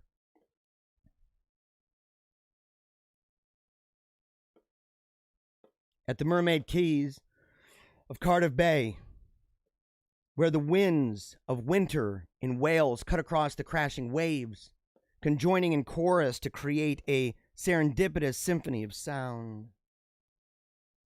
I re-envision that dreary day in New York Harbor, tearfully saluting Lady Liberty from the deck of a water taxi, sailing all too fast and far too slow. And I'll never forget the Carolinian shores of North Topsail. Whitecaps danced in the distance, reminding me of the snow-covered peaks of Wyoming's Grand Teton. They were ancient and awe-inspiring. But as with my experience on the Jubilee Bridge overlooking the River Thames, a life-changing set of circumstances reserved for the book that I'm currently writing, I was hit by an undeniable fact. For there, while honing in on the horizon line, I felt the salty sea splash between my toes, gently reassuring me that soon enough, everything will come to an end, leaving little more than a high watermark in the wake of its return from whence it came. To dread the deep and the dark, to worry over the winds and the waves, to lose myself in the lullabies of life and liberty, that Hades in time swallows heathens and heroes alike. Death was a diabolical dirge, deserving to be despised, to be defied, and if at all possible, to be defeated. These were all terrible half-truths taught to me by the sea, but I saw these things through faithless eyes. And like the Atlantic whitecaps, death appeared to be something safely in the distance. St. Cyprian was right, though. He said this: "We're born with the halter around our neck, and every step brings us closer to death." Bellicensis echoes this. On his recalling that the King of France, caught in the throes of death, cried aloud in his final breath, "Behold, even with all my power, I cannot induce death to wait one more hour." Hence my decades of dread, drowning in a debilitating death spiral of despair. A sickness which, if Kierkegaard is to be believed, and I believe that he is, that it leads to death. And given the cyclical movements of my madness, I was doing worse than wasting time. I was paying full price for a one-way trip down a slippery slide straight to Sheol. But then something happened. For alas, in due time, death made its bed in my home. I know because I carried it, stiff as a board in rigor, to the hearse parked ominously outside. In the street, I caressed its ice-cold cheeks. I used its hair to wipe my tears from its sunset eyes, and with quivering lips I kissed it, as any loving father would, on the forehead. She was an ice princess, and with a smile on her face, she was a paradox, being both beautiful and blue. And though I was yet still alive, my spirit was resigned, and both of us were breathless. Looking back, it seems fitting that years before, I took in my baptism the Catholic name of St. Alphonsus Maria de Liguori. His book, Preparation for Death, I have it here, by the way. I've told everybody I think they should read it. Catholic and Protestant alike, doesn't matter. Changed my life forever, and like me, he was tormented by tremendous tragedies, enduring immense amounts of intolerable pain and suffering. But, and quite unlike me, Alphonsus was willing, even desirous, to stand and smile face to face with death. For memento mori was his motto, and he was convinced of the wisdom inscribed upon a skull once possessed by the venerable Juvenal Ancina, which read, "What you are, I was, and what I am, you shall be." Most importantly, he knew in his heart of hearts that eternity was in the balance. These convictions led him to a lifetime of mental prayer, pious devotion, and diligent service at the altar of God, an altar whereupon holocausts are offered, both of lamb and of man. And now, hundreds of years after his death, he's revered as a saint and a doctor of the church. And this is the end. What he was, I still am. But what and where he is, I pray one day to be. And now, as I approach my fourth Christmas Eve, following the fate of my 12-year-old daughter of brain cancer, I choose to look at life and death with eyes of faith. And this is why I'm saying this to you. Convinced that beneath the depth and the darkness, behind the wind and the waves, beyond the terrible truths of time and tragedy, there is a Lamb who takes away the sins of the world. There's a memento mori longing to be lived. And there's a sacrificial fire through which mortal men, upon reaching the high water mark of their final breath, are made fit for heaven, their spirits soaring to that celestial sea from whence they came.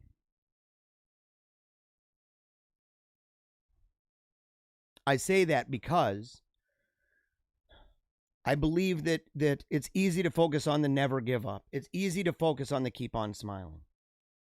But at the core of this, we remember that we're mortal and that God is God and we are not. We are like God, not God, in a world that is not God. And we must always remember that there will be a day where we finally breathe our final breath. And that's it. And that's it. But it's not despair because, and I'll end with these, because I have examples. And I could go through examples of the saints. I could do that. I could say, look, here's the examples from the Bible. We know these stories, by the way. These are stories that we grew up on. These are stories that are instilled deep within us. But it's always great to see somebody, to be able to hear, to be able to see somebody in a stunning way. And to me, when people say, how are you so hopeful? I'm going to talk about it tomorrow at the state capitol. I'm going to talk about it on the steps. People say, how, dude? How do you remain so hopeful? How do you remain in a place where you are smiling, that you continue to press on, that you're hopeful and optimistic, even when you're surrounded by things that are completely terrible? And this is why. This. March 21st, 2015, don't worry, I'll be okay. You don't even know what this did to me. And this set forth a sequence of actions and reactions that were so powerful and so heavy and so hard. and so personal and so raw and so permanent. The permanence of death in your arms, the feel of it on your lips, looking down and seeing a reflection of your young self in your firstborn, all of that stuff. I sit there and say, oh, the 2020 election, that's chump change. That ain't jack. When people say, boy, Trump tears, dude, you got the wrong guy. You got the wrong wolf pack. Because I know, deep down in, I know that each and every one of you have your own moments. You have your own losses. That valley of the shadow of death, right? You have it. Okay?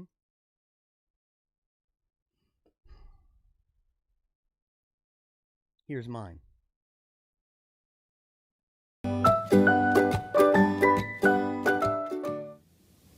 All right, we are here with Samantha.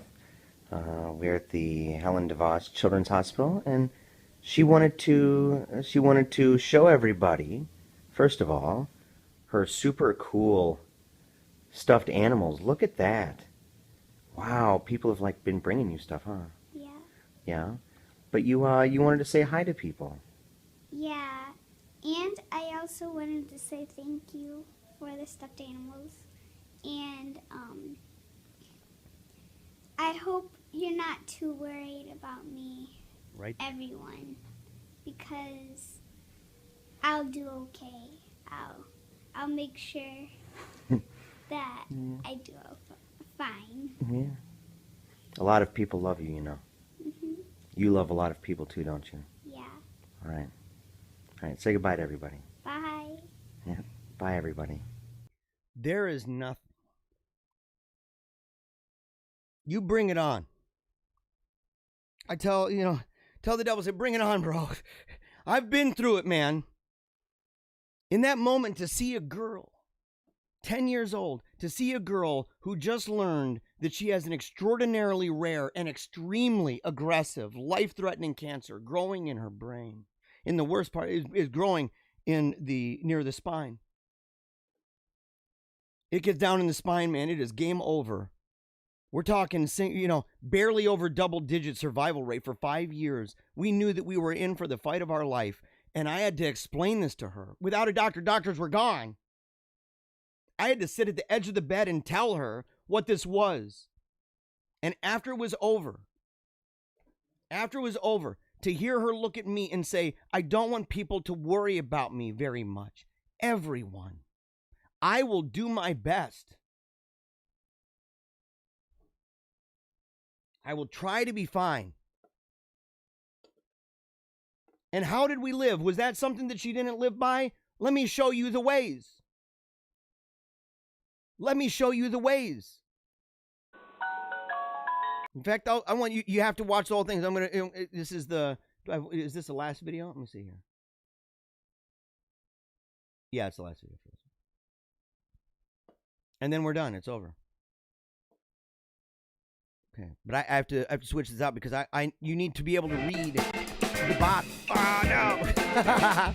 Don't do that. We'll be sung. Oh no. Ugh. Okay, you have to be able to read the bottom of it. Okay. So let's go ahead and zoom in on this bad boy.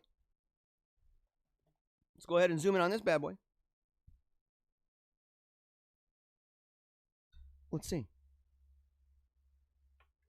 Okay, here we go. And you got to read the words. You have to read the words, and you have to put yourself in this place and say, okay, how did they then live? What did they do? Because this tells the story in a short amount of time.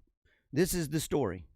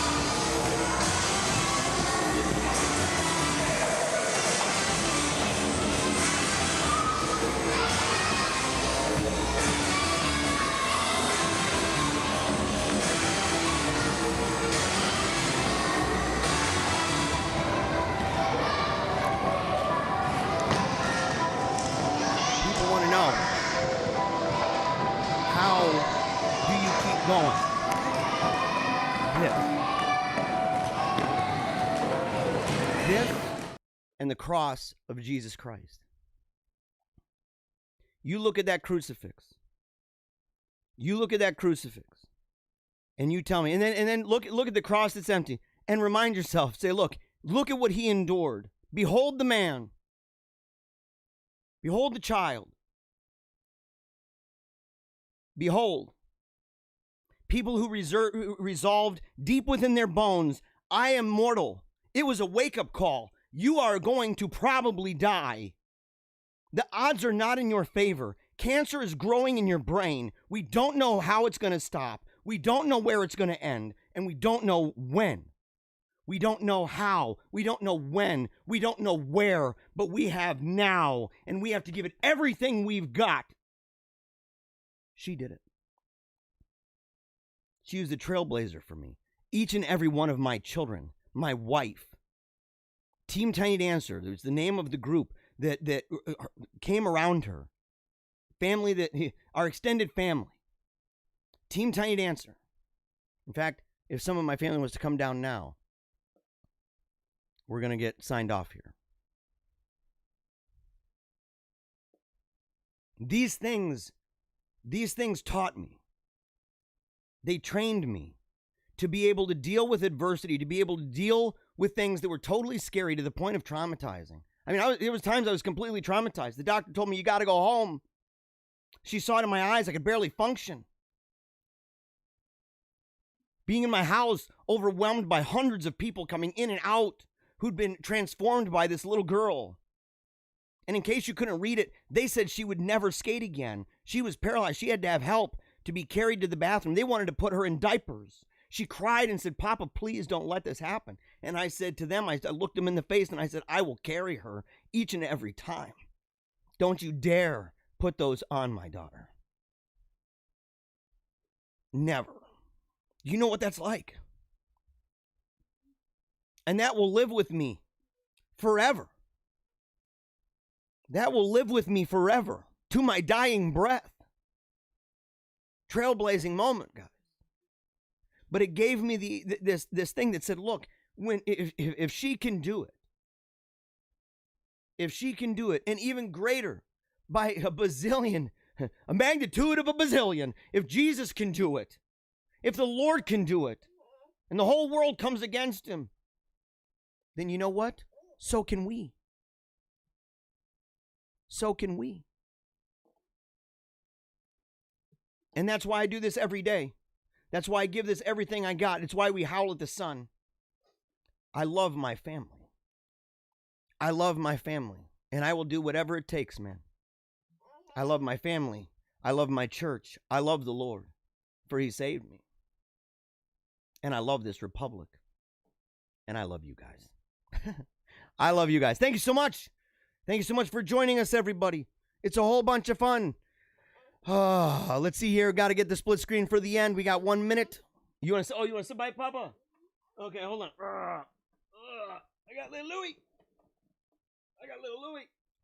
Okay. Little Louie on the microphone. Okay, so here we go.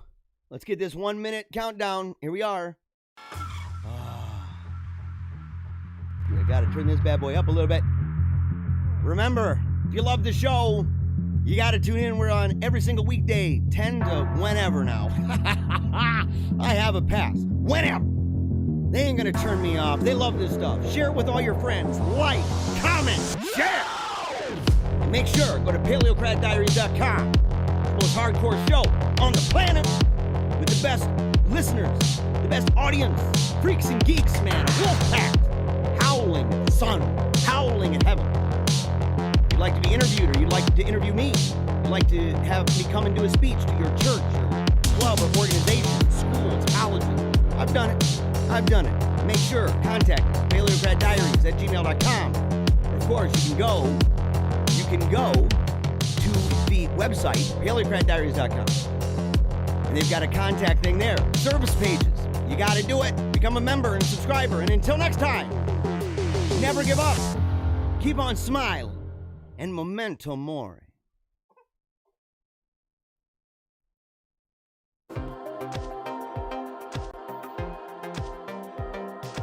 I don't talk into microphones, I don't make that mad cash.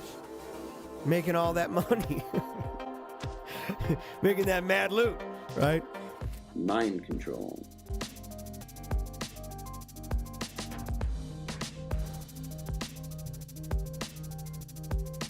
So we see the minority elite imposing their ideology on an unwilling and resentful populace.